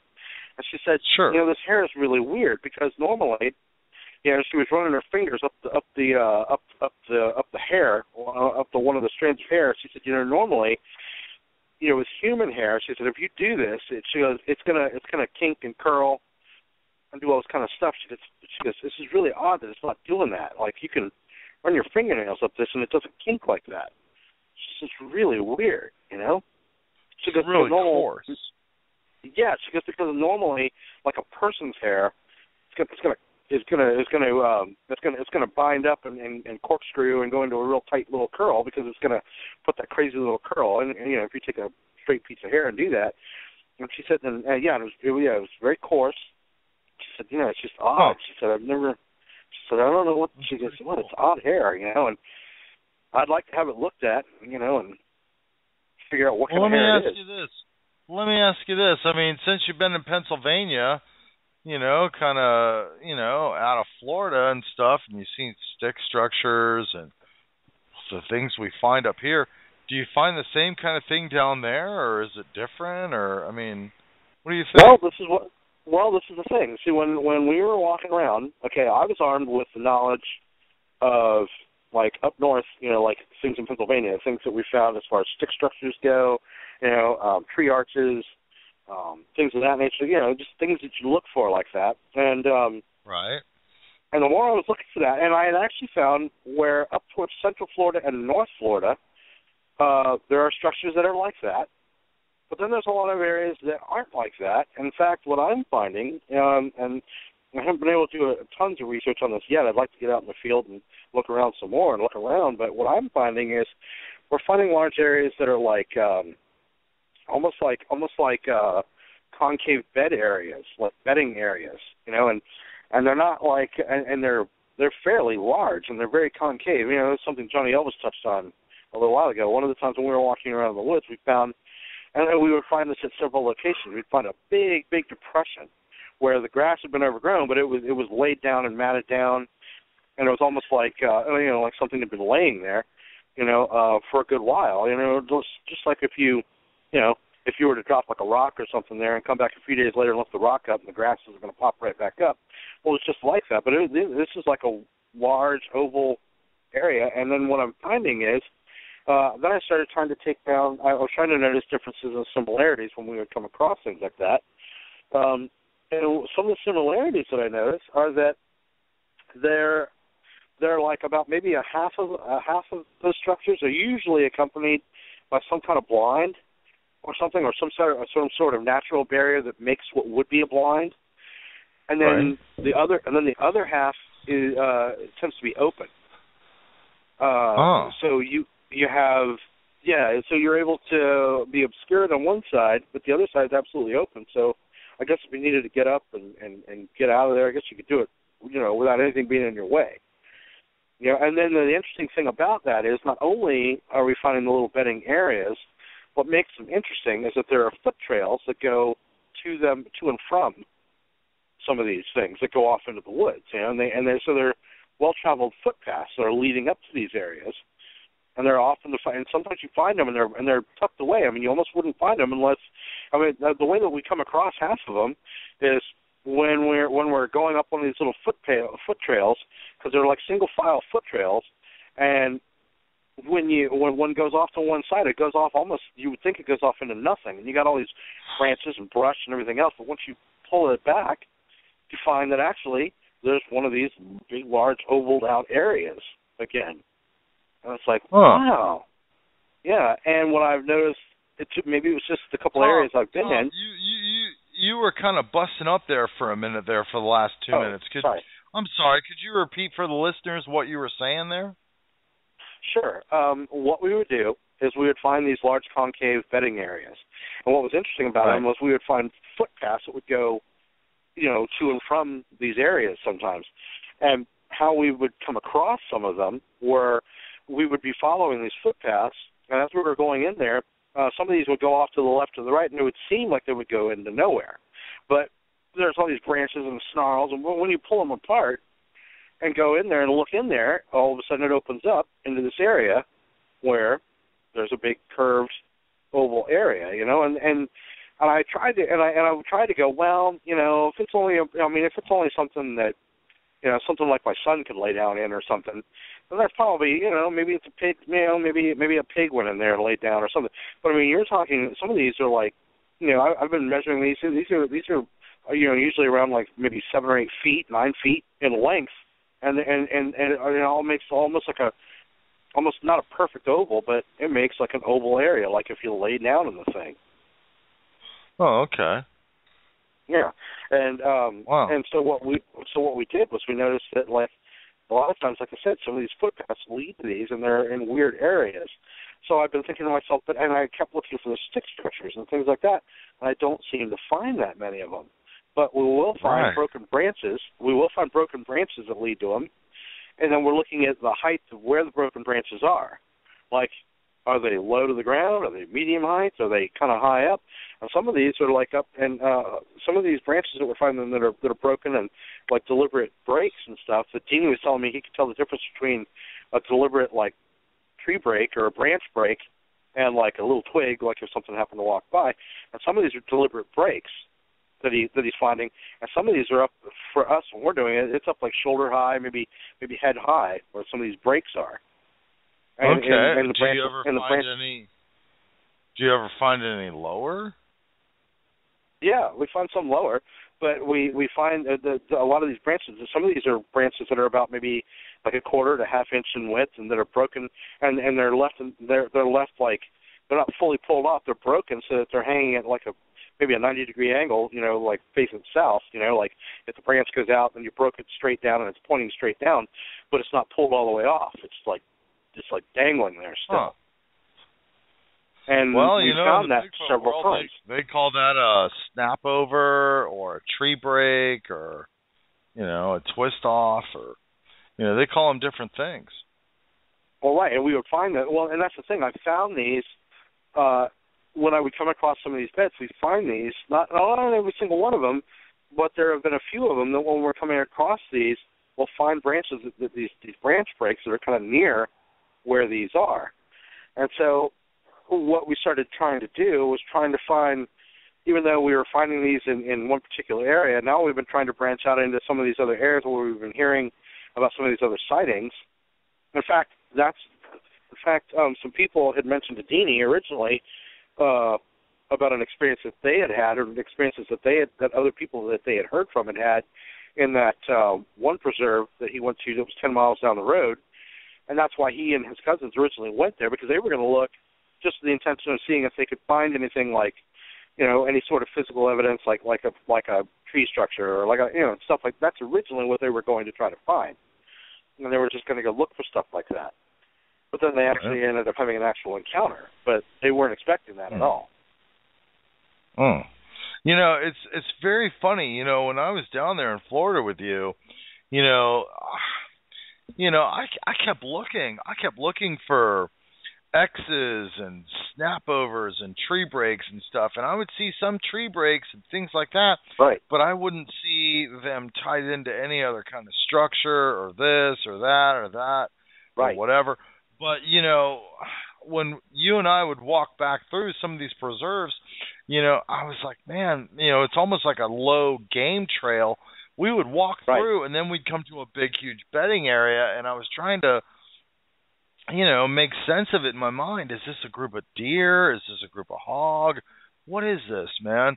And we would go past those bedding areas, and then we would find like what you're talking about. It's almost like a tree blind, and there's almost like a front door, and if you get in there, it kind of clears up into like a 6 foot area. 6 foot area. It's almost like a sphere, but then it almost shows like another entry or exit area. It kind of seems like a back door or something, man. But there would be a well-traveled path, that would be like a footpath or a game trail, right? And it would go through the palmetto and the scrub oak and all of that, man, and it would lead out into like another little bedding area, and it's like, I remember with you looking out through them, I was like, well, what are they looking at? Because I'm so used to this stuff being so close to human trails or roads or farm fields or where livestock might be and stuff like that, or water passes or creeks and stuff. But it's like where you are, it's like, what are they looking at? What are they waiting for? And I'm wondering if it literally isn't a blind that they're hiding behind, waiting to pounce on game. Right. Well, yeah, because down like, here we have a lot of things like I'm kind of so used to, looking at the place, going, oh, okay, they're looking at us or they're looking at this or whatever. But down in Florida, it seems a lot different. That like they're, I don't know, it's almost like they're. Yeah, well, habitat, but it's almost like, we're walking on their hunting blinds where they're waiting for other game to follow another well-traveled game trail, Right. But, and listen, keep in mind, we have wild hog down here. Right. Anyway, go ahead. Yeah. Well, no, go ahead. No, I was just going to say, and the hogs, they go through pretty much anything. They don't really... they just wander wherever the heck they want to go, and they just run along with anything. So it would make sense that, like, if you were hunting something like hog, where you would be, like, tucked away and you just wait, and all of a sudden one comes by and you just grab it, and I guess if you were sitting there, I guess it wouldn't be a problem. Or any of that. Yeah, and they're all over the place down here. And typically this is where a lot of these areas are that their sightings are, like preserves, in places where really a lot of people don't go. The only people that are going there are people that are just like either walking or hiking, or they're doing some fishing. But those are the people that are running into these people, the skunk apes so much. It's not really, it's I don't know. It's just kind of weird, But they have a perfectly preserved area that's set aside for them because really there's really no reason for anybody to be there. Sure.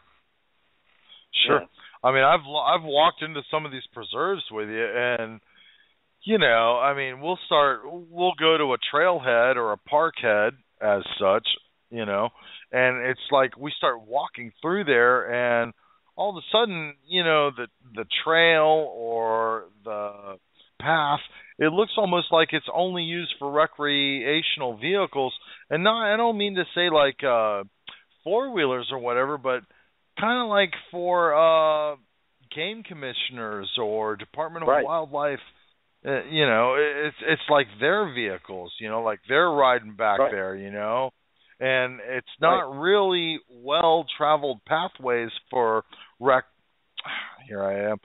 recreational vehicle like four-wheeler, dirt bike, none of that, where like you found the hare. We can't bring that back there. Right, the preserves are like, okay, well, you park right here, and that's it. Go ahead and walk back there, and when you start walking back through there, you start to notice that, they're, I don't know, it's like the main trails that humans are supposed to take. It's like as if vehicles only drive back there, and there's not necessarily like a lot of foot traffic. But when you start getting off into some of these little game trail foot traffic areas that really look like little game trails that we were starting to follow, man, you're getting out into some really wild country, and you need to you need to be wearing your snake boots. I mean, this isn't anything you're going to put your flip-flops on or your work boots and go, okay, well, let's go back there. It's really not like that kind of country at all. I mean, it's very wild, and I don't know. It's just very wild. Right. Well, and but I tell you what. Yeah, go ahead. Well, I just wanted to bring up one other quick point. That's another interesting thing. Like when you go out as an enthusiast and you want to be like, oh well, I think I'm going to go check it out and go walk around, see what I can find. Well, down here in Florida, you've got all kinds of weird things you have to worry about, like snakes, alligators, marsh. I mean, it's not as easy as just walking in the traditional woods like you would have anywhere else. Here, you got to worry about a whole different kind of stuff. It's not so easy to just go walking in the woods down here. It's different. It's like walking in the swamp, not walking in the woods. There's some very popular guys, that are down in Florida, man, that do some serious recon. And, some of these guys got YouTube channels or are very popular on social forums, Facebook, whatever, and they post videos all the time about where they are, where they're going, what kind of habitat it is, what they're facing. And, one of their big things that they like to talk about is, hey, man, would I really be back here doing this at like, I don't know, 1, 2 in the morning, if, with all this stuff going on, if I really didn't think there were skunk apes back here? But at the very same time, it's like, man, I up here in Pennsylvania, I got a very good idea where Sasquatch or what have you, they come through, and I don't know that ever since I had my experiences, that I'm going to go, okay, by myself, and I'm going to go back there and sit in an area and start to film a personal video and go, okay, well, this is why I'm back here, and it's late at night and it's scary, and I got bird calls all around me, and I got rocks being thrown at me, and this is what it takes to make this kind of video, and get this kind of evidence. And it's like, this is what happens if one finds me. Right, exactly. I mean, what about the bear guy? That famous bear guy that was going up in the Yukon or wherever he was, and he was like, oh yeah, the grizzly bears, and what happened to him? What happened to him, man? He got clawed to death. His girlfriend was out there. I think she survived. They made a big movie about it, but at the same time, at the very end, they play what really happened to him, and it's like, well, okay, who remembered you? Right. Who remembered you? You were out there making videos of where you think this stuff is, and, well, lo and behold, this stuff got a hold of you and ripped you to pieces and shreds, and, well, wow, I guess we have your YouTube video to check out and hold your claim to fame, and, I mean, don't get me wrong. Yeah. I mean, I think it's awesome, man, that, a lot of guys, I mean, there's some really hardcore guys, man, out of East Texas, man, and, Louisiana and stuff, man, and Oklahoma, Tom, that are going out there and they're doing recon, man. They're doing, I want to be careful with this word research, man, because this, in the Bigfoot world, man, that's gotten, a certain type of name with it or whatever. There's nothing wrong with it, but, listen, man, these guys go out there and they do recon. They leave these camera traps. They leave this stuff in these high activity areas. It's scary, scary stuff, man. And you know what? They're not going out there every night checking this stuff and looking at it and going, oh, man, well, what's it been, 2 or 3 nights? Let's go back into that area. Man, these guys, they're just not like that, man. They leave it a long time, long enough to where they have to go out, change the battery, change the SD cards, go back, see what they've got. Sometimes they got some gold, sometimes they don't. But yeah, it's scary, man. It's really freaking scary. Not to mention, that they're telling their wives, oh, well, hey, honey, I'm going to leave you at this time of the night, and I'm going to go out here into the forest, and I'm going to do this, and all the flack that they catch because of it, and all the ridicule. Oh, what are you doing? The babies are asleep, or, man, I'm trying to go to bed. Why don't you go to bed with me? What do you I mean, a lot of these guys, man, when they're out there doing their recon, they catch a lot of flack personally, trying to get this stuff done, trying to get this, information back into blog worlds, blog talk worlds, or Facebook worlds, or wherever it is, YouTube, that they're posting this stuff, trying to get this information out there for other people like you and me and other people that listen to this stuff and just can't get enough of it. Right. I mean, serious. I mean, it's a pretty hardcore thing, man. And I know I'm getting off the whole skunk ape deal, and what's going on down in there in Florida, but I'm serious, man. I just want to touch base on that. I mean, what would you do, man? If you got to tell little Johnny Elvis, or I'm sure he'd be understanding, but seriously, man, if you had to tell your loved ones and everything, okay, well, listen, man, it's getting about 12 o'clock, and I know everybody's going to sleep for the night, but hey man, I'm going to strap on the backpack and I'm going to get how many wives are going to go. Well, not to mention how many wives are going to go. Sure, you're out all night bigfooting. Sure.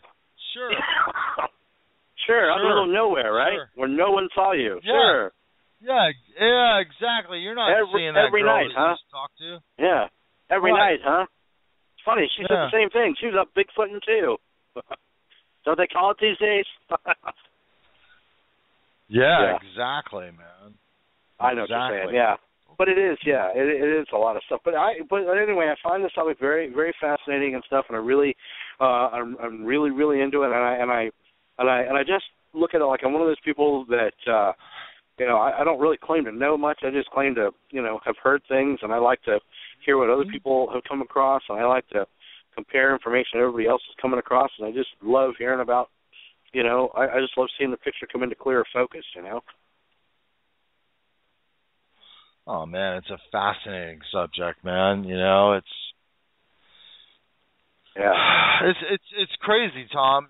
Because you'll hear guys that have been doing this 20 years, 30 years, and they'll say, you know what, man, I don't have any more answers than I did when I first started this stuff.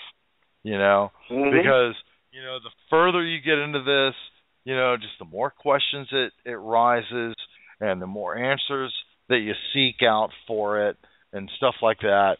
And and you really got to watch yourself, because if you do have a diehard passion for this, and you really don't care what people think, and this stuff is real, and you keep in touch with people that also know this is real, you got to be careful, because after a while, you might hit a certain age, where you're like 50 or whatever, where you're like, you know what, screw it all. I'm going to quit my job. I'm going to go out there in a tent. I'm going to live this and experience it. And blah-da-da-da-da-da. And you know what? What? Man, you know what? And let's just say you get a lot of recognition and notoriety for it. What do you do, man? You end up like Rene Dahinden, who spent his last days in like a little trailer out in a quarry yard, and I'm a big Rene Dahinden supporter, but it's like, man, just to think about, the guys, it kind of brings me back to Dad. Right. It kind of brings me back to Dad, dude. It's like you become Dad. You spend all your life. Right. For those of you that are listening and don't know what that means, my dad basically got so submerged in his work, his research, that became eventually all he got consumed with was his research. And then every now and then he literally got to the point where he literally ceased to be involved in anything going on in his life anymore because he was so into his research. That became his only friend in life because that's all he knew. Right. But it was great. It was great. But it separated him from his wife. It separated him from you and I. And it's not that me or you or Mom or whatever stopped loving Dad or wanted to be around Dad. It's just he pushed us away so that he could be more alone with his work. Right. Honestly, and that's the way he was. It's just Right. Just know that that's a possible consequence. Well, it was fine for him, but if you have children, if you have wives, if you have anyone that loves you and is interactive with you right now, pay attention to them. Don't just tell them, hey, man, I'm going out to the forest, man, whatever, la-da-da-da-da. Hey, don't get me wrong. I understand. It has to happen. But at the same time, do not lose sight of those who truly love you and who are around you all the time, that do hear all this information. Because it really doesn't matter how many other people after you die or whatever that try to dig and claw and scrape for this information that you gave out, man. You know who remembers it the most? Those who are closest to you. Regardless of what they think about the subjects, that's who remembers you, man. And I just want to say that. Yeah. That's all. So, whatever. Yeah, it's been enjoyable being on here and getting a chance to get into it and stuff. And I really enjoyed being able to. Well, Tom, I mean, do you feel like coming on more of these shows with me? Maybe as a co-host and listening to some of the guests that we have lined up and see what they got going on, and hear what they have to say about the subject, absolutely. And maybe cross-reference it. Maybe cross-reference it with what you and I have found out. Yeah, absolutely. I would love to do that. Yeah, I mean, like I said, it's a very fascinating subject. I take it very seriously, and I don't claim to be a know-it-all in the field. I just enjoy hearing about everybody else's experiences compared to what I might have and I might be able to contribute. But yeah, absolutely. Sure, man. You never know when one of these guests. Well, you just never know when one of these guests come on and they start spitting some information because they're in your geographical area, or maybe not. Maybe they're not in your area, but at the very same time, they say something that sounds really familiar, that you can put to use with your own observations and stuff, or possibly help somebody else out with, Yeah, absolutely. But regardless, it's just fascinating, and I'm sure you like me. I just can't get enough of this subject, and there are so many wonderful people that are involved with it, especially guests that I've been reaching out to and saying, hey, will you please come on the show and talk Bigfoot like only you know how? And I'm telling you, Tom, man, we got some guests lined up for the rest of this month and next month, and all of them have their own thing to say about this, man, and it's just non-stop show from here on out, after the other, and it's just so fascinating. We got a guy, in fact, man, that I'm going to try to call here early into the week. Now that we're Monday, it's still part of my weekend, but as we get into this week, I want to do a pre-recorded show with him. He's out of Colorado. I don't want to say his name, and until we got the show and we got, things that he wants to see happen on the show. He's a great guy. Sure. He's a great guy, man. He's a guy out of Colorado. We got a few other guys that I even dare say their name, that are supposed to be coming on here this next week on the 15th. And every Monday this month, really, the 22nd, the 29th, on the 22nd, we got a huge guest as well. On the 29th, we got another guy that's in the mid-states of the East Coast here, South Carolina, North Carolina area, who gets a lot done. And let me raise the calendar here. I mean, man, we got a guy coming in from Oklahoma early this next month on July the 6th, coming in that's supposed to be really hardcore, man. I've listened to his interviews and followed him a little bit in social media, and the guy's just great, man, Then on the 13th, that following Monday, we have an author that actually has 3 books. And she's got her director, screenwriter play coming on, and really good girl, really good person, man. I've chatted with her and seen her on other shows. I talk with her personally through social media, and just super cool. She's got a lot to say. And, then the 20th, we got somebody else that is originally from Mississippi and a pretty popular person in the Bigfoot world. I think he's popular. I think he's great. And he has a lot to say, man. You think you and I talk a lot. This guy will talk your ear off, man. And he just gives nonstop great stuff after the other. But seriously, Tom, man, all these guests I have lined up, I can't believe they're coming on. They're great. They bring a tremendous amount to the Bigfoot world and the Bigfoot community as far as knowledge goes, man. And it's people just like us, just like them, that just kind of, keep the conversation going and keep the facts rolling to where, we go back into our own lives and we go back into our own forest systems or swamp areas or whatever, that we, we kind of look forward to this stuff. We try to hear these shows where we can, maybe pick up tidbits of information to where, it can help us when we go back in the field. And if we see something, we go, oh man, who was really great, who was talking about that kind of stuff was this person, and it's just really awesome. And, with all your enthusiasm with skunk ape and Sasquatch and all of it,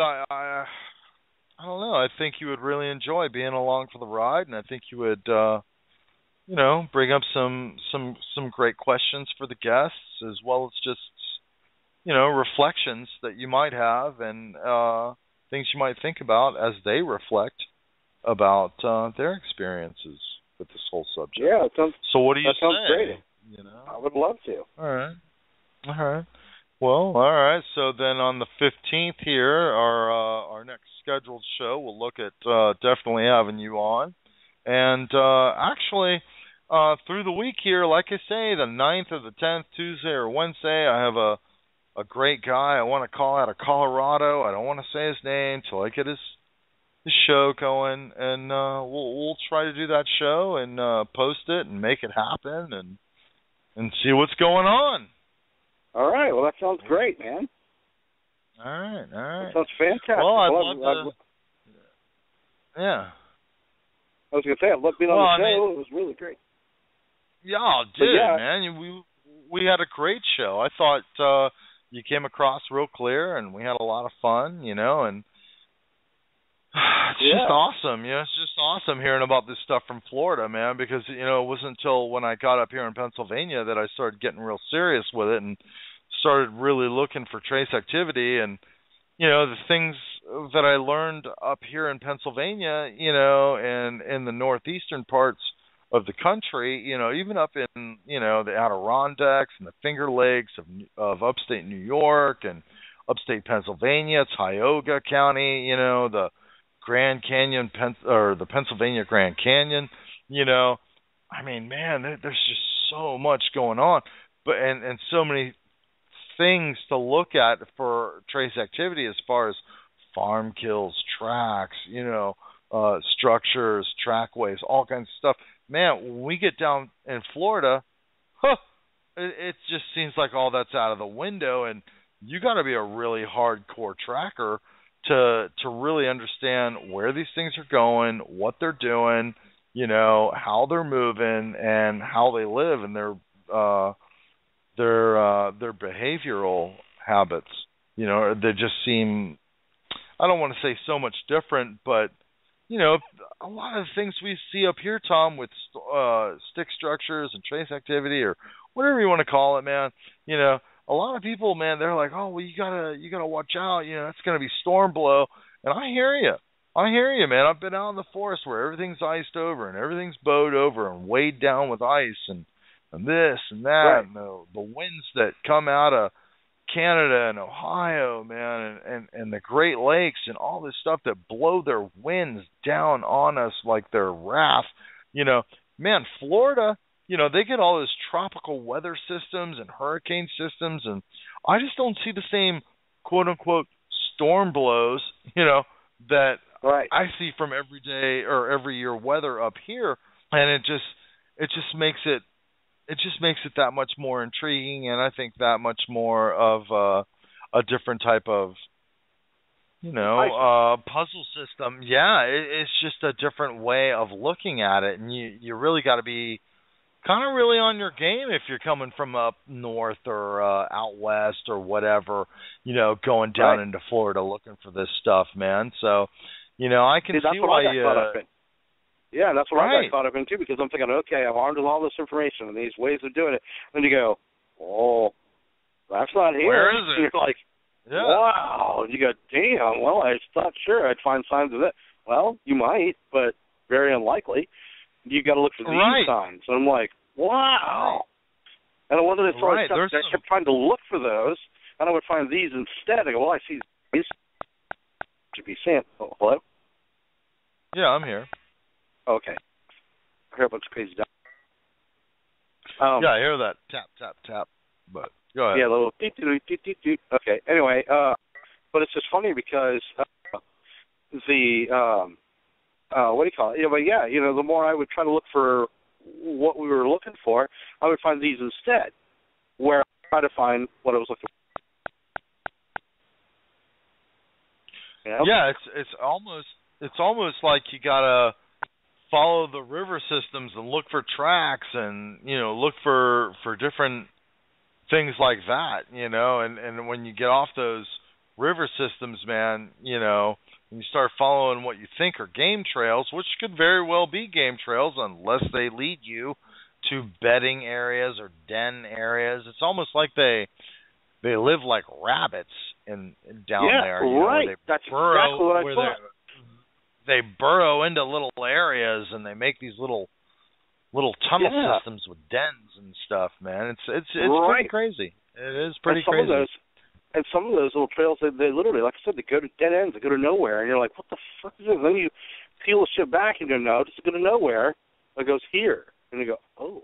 So it's kind of weird. Well, and that's the thing. It's like you're following a ground system of tracking, Who's to say this thing didn't jump up into a tree, into another tree, and another tree, and another tree, and then back down onto the ground and roll out into another whole system of things.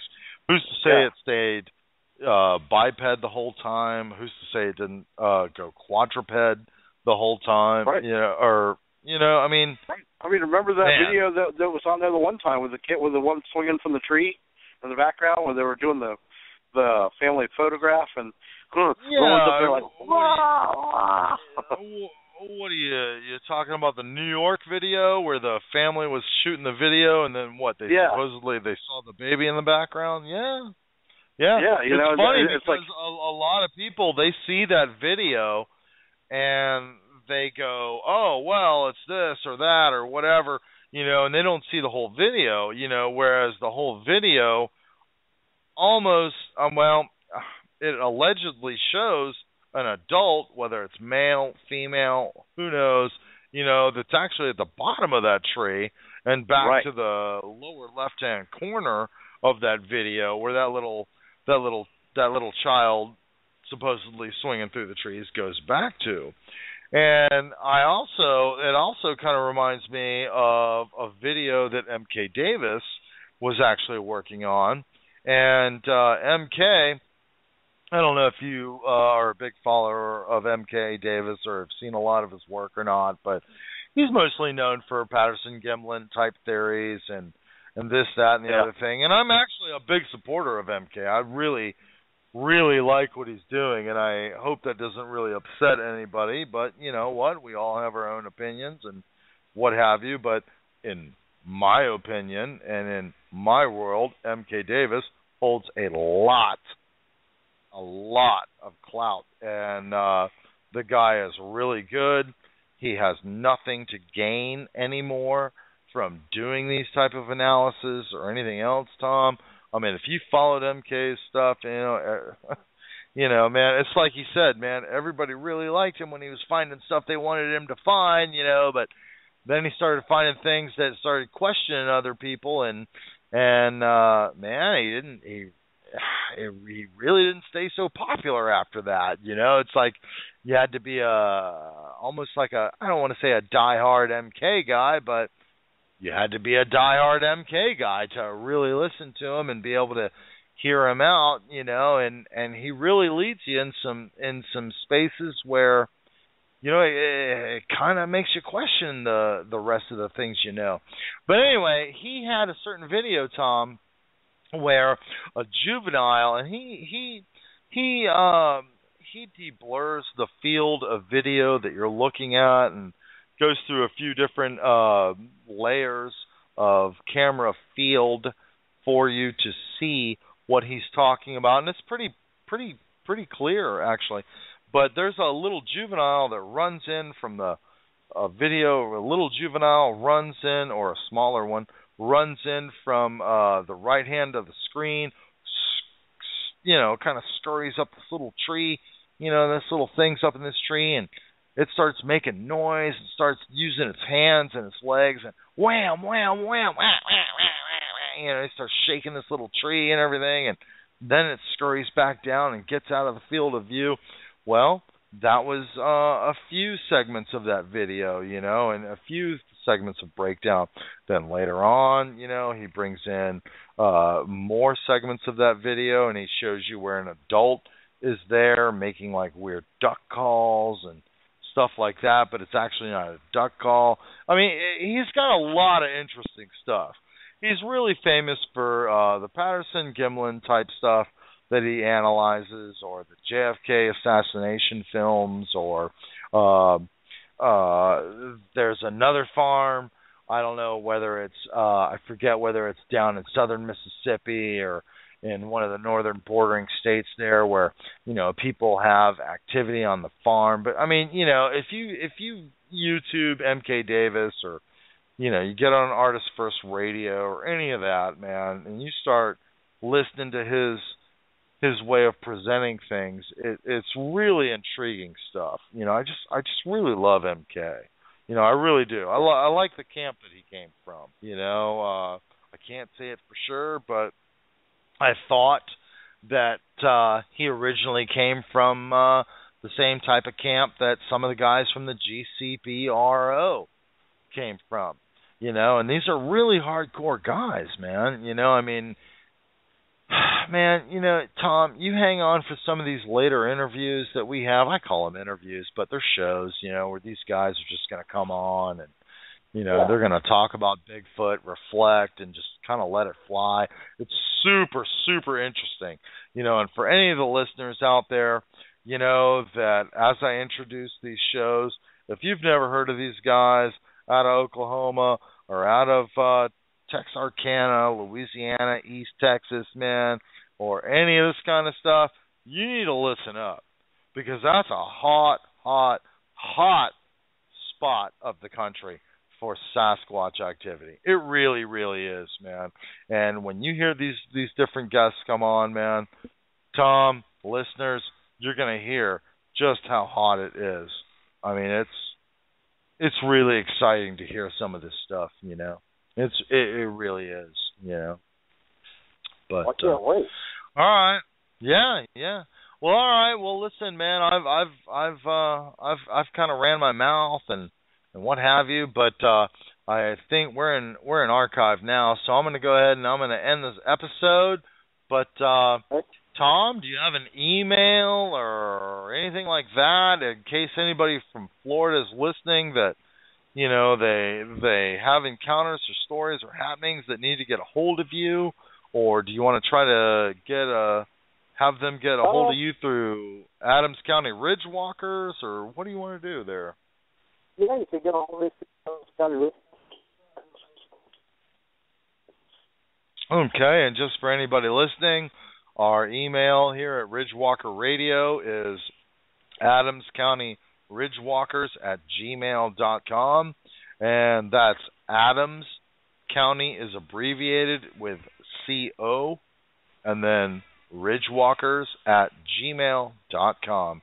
If you have any questions for Tom, just go ahead and put attention Tom, and or show 2 or whatever. All right. Well, Tom, we're going to go ahead and sign off, and hey, I'll catch you later. Do you have something you want to say? Hello? I don't know. I know he's out there in the middle of Southwest Florida. I don't know. All right, everybody. Well, have a good night, and thanks for tuning in to Adams County Ridgewalkers and Ridgewalker Radio.